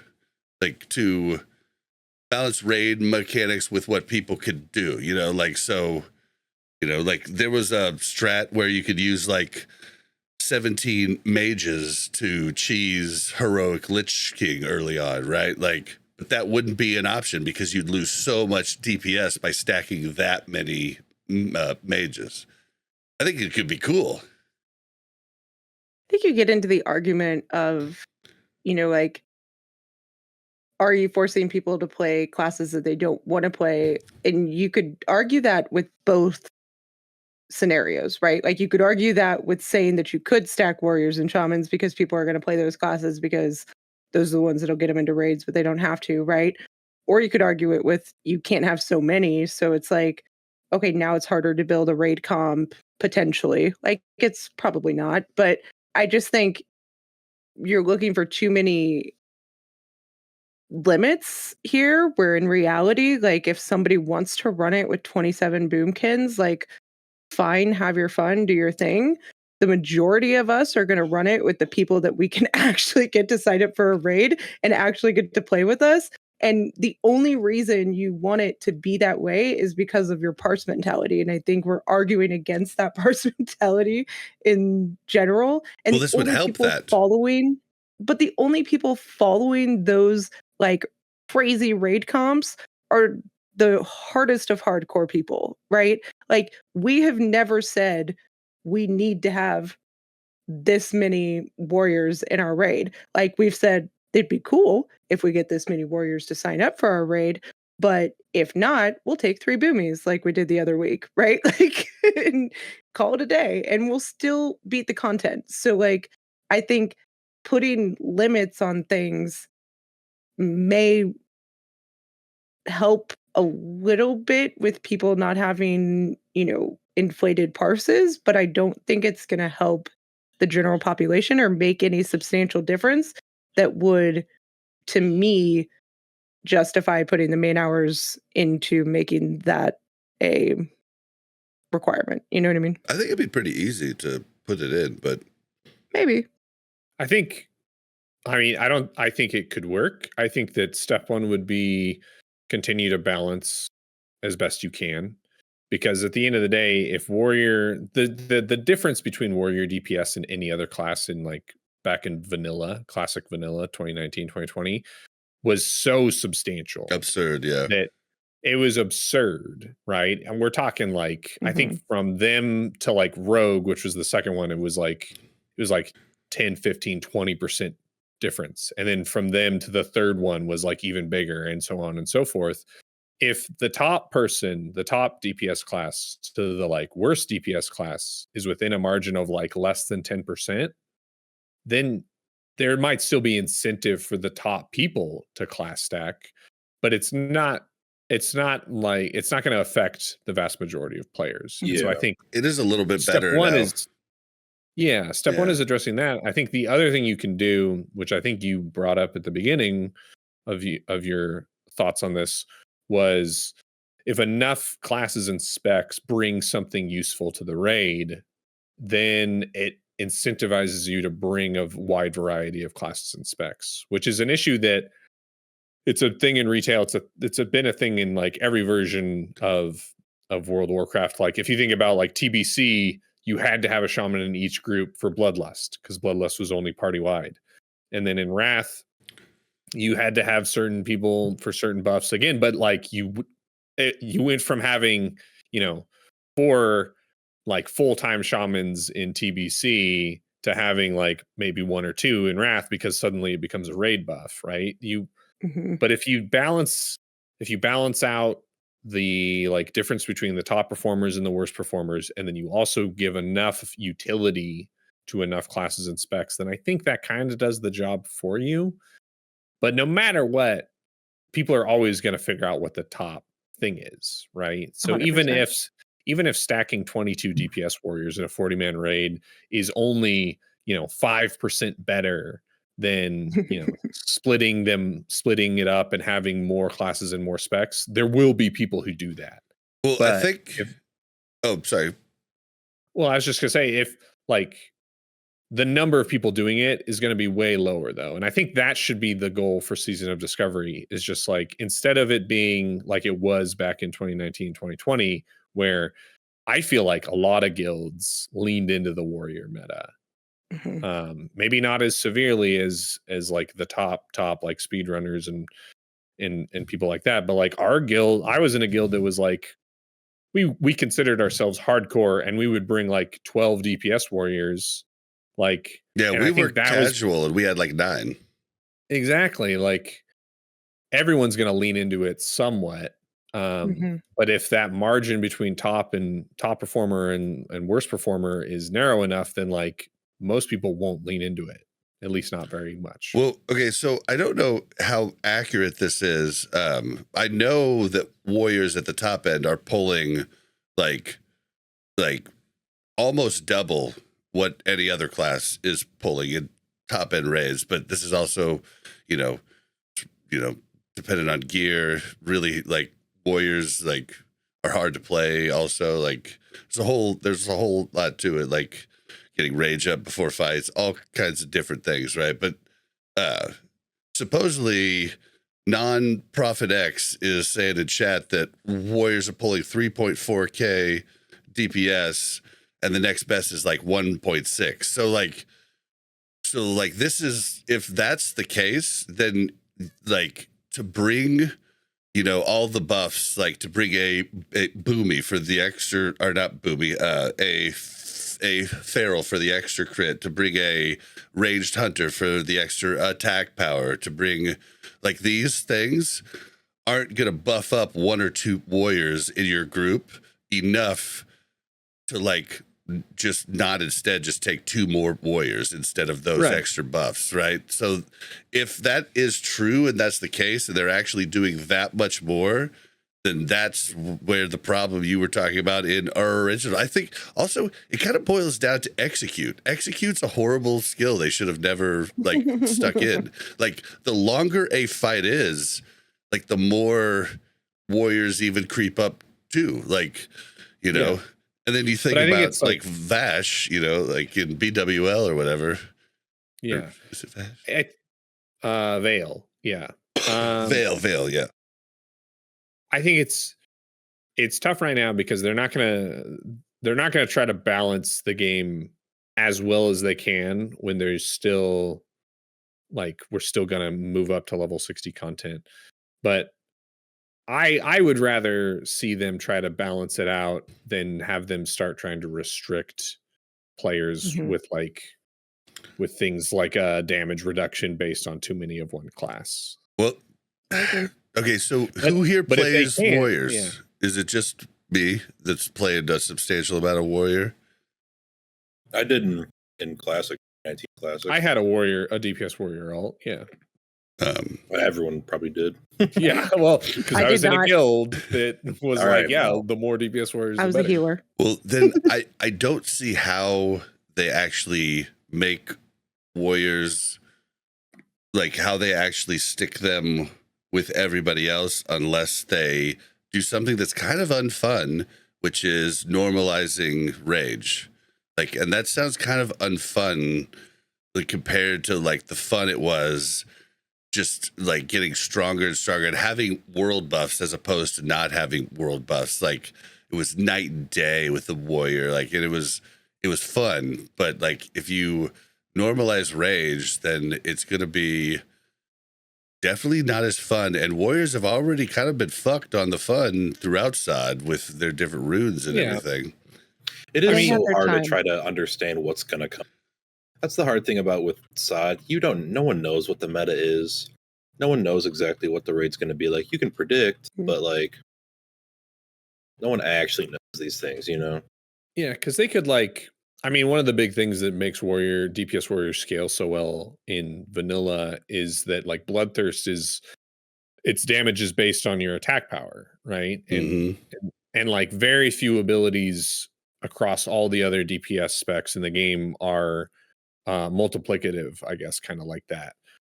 So maybe you adjust that and have it be less go damage on per weapon attack. damage. Yeah, maybe weapon damage, maybe just have it scale a different variable that like helps balance it out. I don't know what you do about execute. Maybe the same thing, right? Like instead of execute doing X amount of damage per rage times like I think it's also like your weapon damage and things like that. Like adjust the scaling a little bit so that the play style is the same. It's just that you're not hitting as big of numbers. Yeah, I can see that. I don't know. I think it's I think everyone would be more happy with as many DPS specs performing as close together as possible. And right? that's the way to actually fix it, because then you're gonna want a wide variety of buffs and everything, because like if a warrior's doing double the DPS of anything else, then having those extra buffs in there doesn't fucking matter at all. You don't bring a boomkin for spell crit if you're bringing 22 DPS. You're not. Well, that's exactly what happened in classic vanilla, right? Is like at a certain point you're like, well, why are we bringing more than one warlock? We only need one Curse of Wreck or whatever it is. You know, it's like, well, if you brought more warlocks, then you could have a Curse of Elements and a Curse of Shadows. It's like, yeah, but we're not bringing caster DPS because they're not as good as warriors. Like it compounds. But if everyone's close together, then it's like, then you might end up in a raid where you're like, hey, you know, we have way more caster DPS. People in our guild just prefer caster DPS. So let's stack the raid with caster DPS and let's bring all the different specs that buff caster DPS. And I think we saw some of that in Wrath of the Lich King a little bit, because there's some like good like class utility and things like that. And I think that's just a better place for the game to be, where you could your whole guild identity could be different, and the classes and comps you do could be different because, you know, of what your people play. And it doesn't have to be, you can still perform just as well, clear all the content, do everything, which I'm sure you could do anyway, right? Like even if you didn't stack warriors and they were doing double the damage, I'm sure you'll still be able to clear all the content. So at the end of the day, it is sort of an arbitrary, like, well, if we brought more of the really good class, then we could do it faster, or we could all parse better, which again is it's part of these damn parses. It all feeds into the mentality, which is unfortunate. And everyone knows that you can clear the raid if you're bringing 16 boomkins and a frost mage. It's clearable. Will it be easy? No, but it's possible. But like the 1% of the 1% is still gonna forever find how to do it faster and better and more damage than ever. That's just how it's going. And people just need to realize that you can get the best comp that you have, that like everybody says this is the ideal comp, and you could still do worse with that comp because those players don't know how to play those classes, or those players aren't good at those classes, than somebody who just took people with good players, right? And so I think you have to stop thinking about like this comp is ideal and start thinking more about, you know, player skill and player ability to react and player ability to do mechanics is more important than the 0.5 DPS more that you're going to get from having an extra warrior in the comp, right? And to be fair, like everybody plays WoW, sure, for different reasons, but for me, I play it because I enjoy it and I want to have fun with people that I enjoy being around. And I would rather play with 3 boomies in my comp than min-max 2, unless one of them's lubes, then we can only go 2. You know what I mean? There's a balance there. You can't like get too carried away. But but you know what I mean? Like I want to play with people I want to play with, and I don't want to limit that in any way, whether it's limiting it by saying you have to have the best comp or limiting it by saying you can't have more than this many of this class. I think it's always better if the game's in a state of we're bringing these players because they're really good, and what they're playing doesn't matter as much.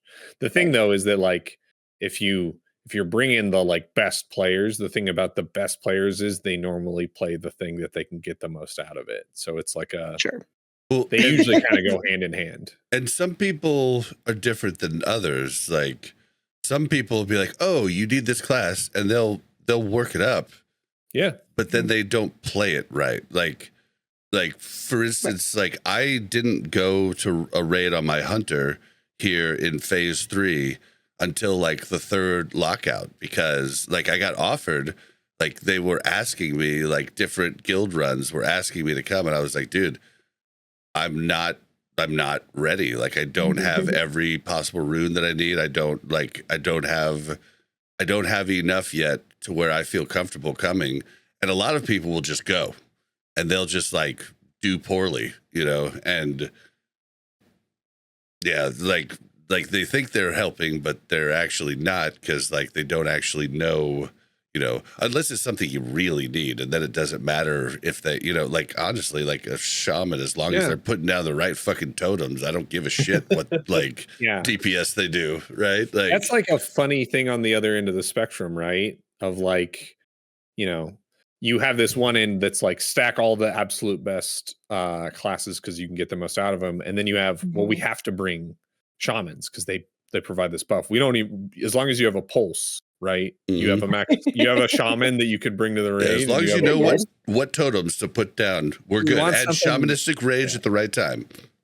So I got to do. Ideally, we'd be right in the middle somewhere where it's like you don't have to look for a shaman with a pulse, but also, and you also don't, you know, feel obligated to stack warriors, you know, somewhere in the middle.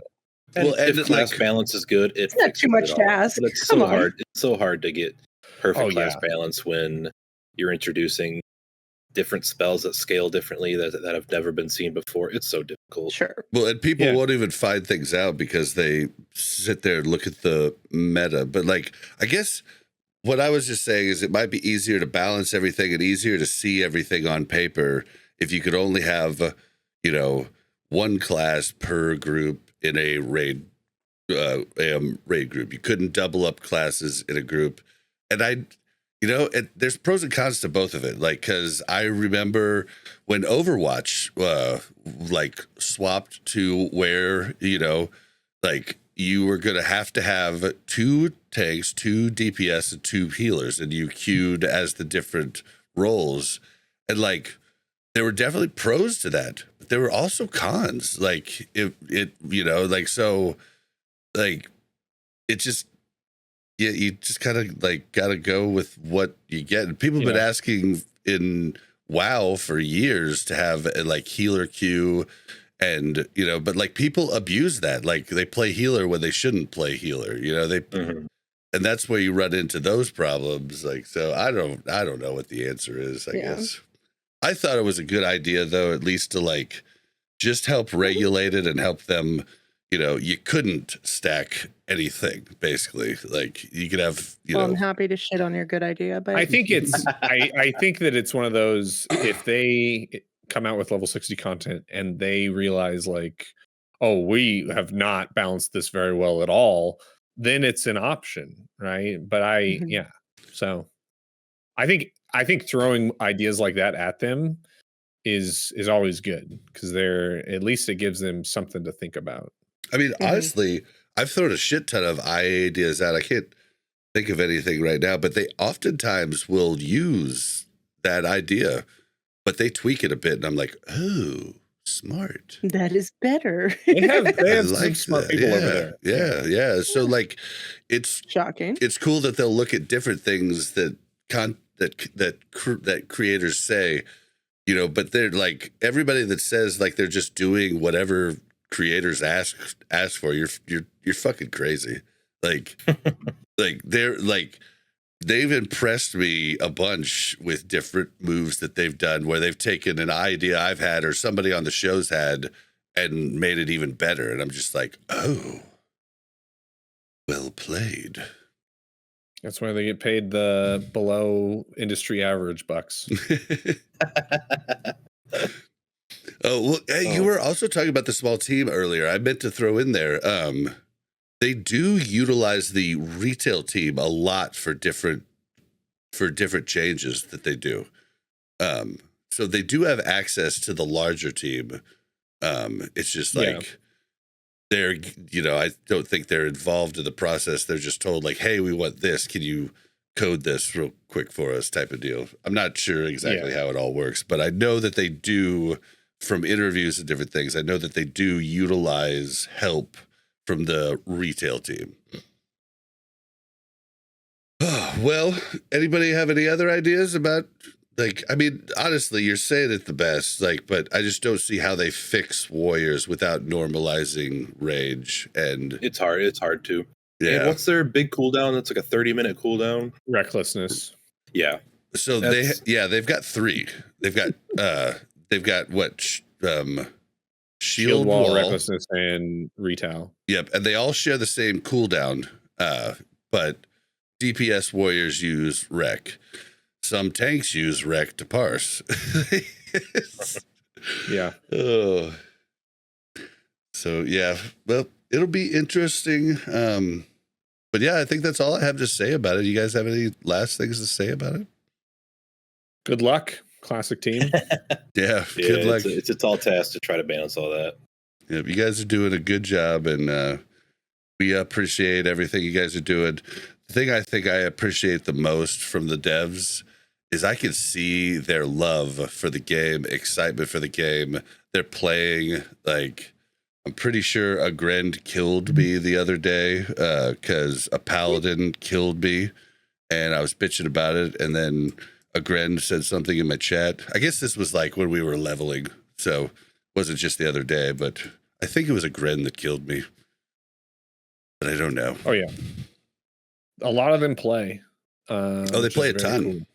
A lot of the classic team plays classic, and they care a lot. I think you can tell by how active they have been on like social media and stuff.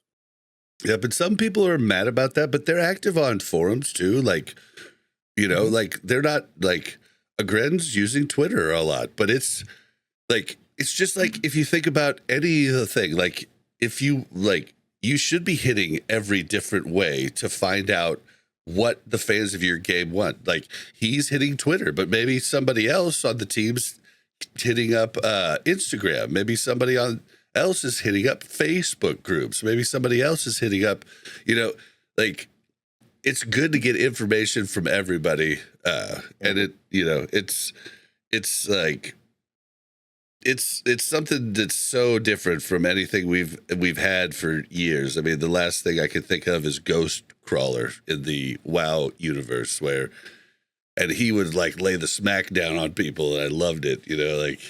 So we really appreciate what you guys are doing, and hope for more. We're excited for more.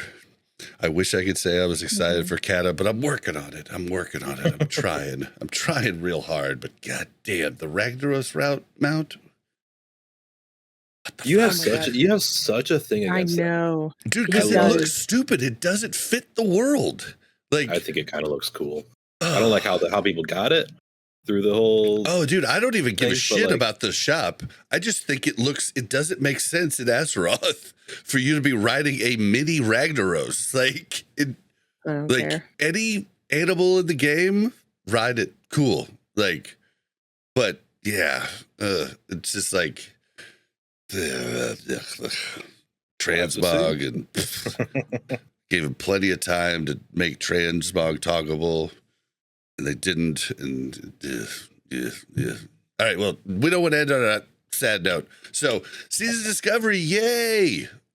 All right, let me go ahead and do this little ending spiel. Don't forget to follow us on Twitter at WC Reloaded. You can follow the Mash Those Buttons Network at the Mash Network. If you want to send us an email, it's WCRpodcast@gmail.com. If you'd like to join our Discord, it's warcraftreloaded.com/Discord. Discord. If you would like to help us, ratings and reviews on both Spotify and iTunes are awesome.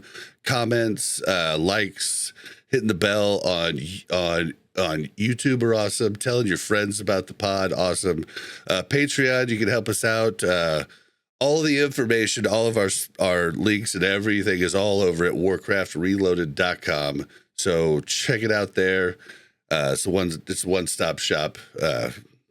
And yeah, that's going to be it. Mel, where can we find you? Here or, on your stream, maybe sometimes. Probably not playing PvP, but maybe. That's about it. And Lubes, where can we find you? Twitch.tv/IamLubes. Pretty much it. Okay. I stream a lot. And Duranosaur, tell us where we can find you, and tell the people, I think we talked about it in a pre-show, but tell the people the new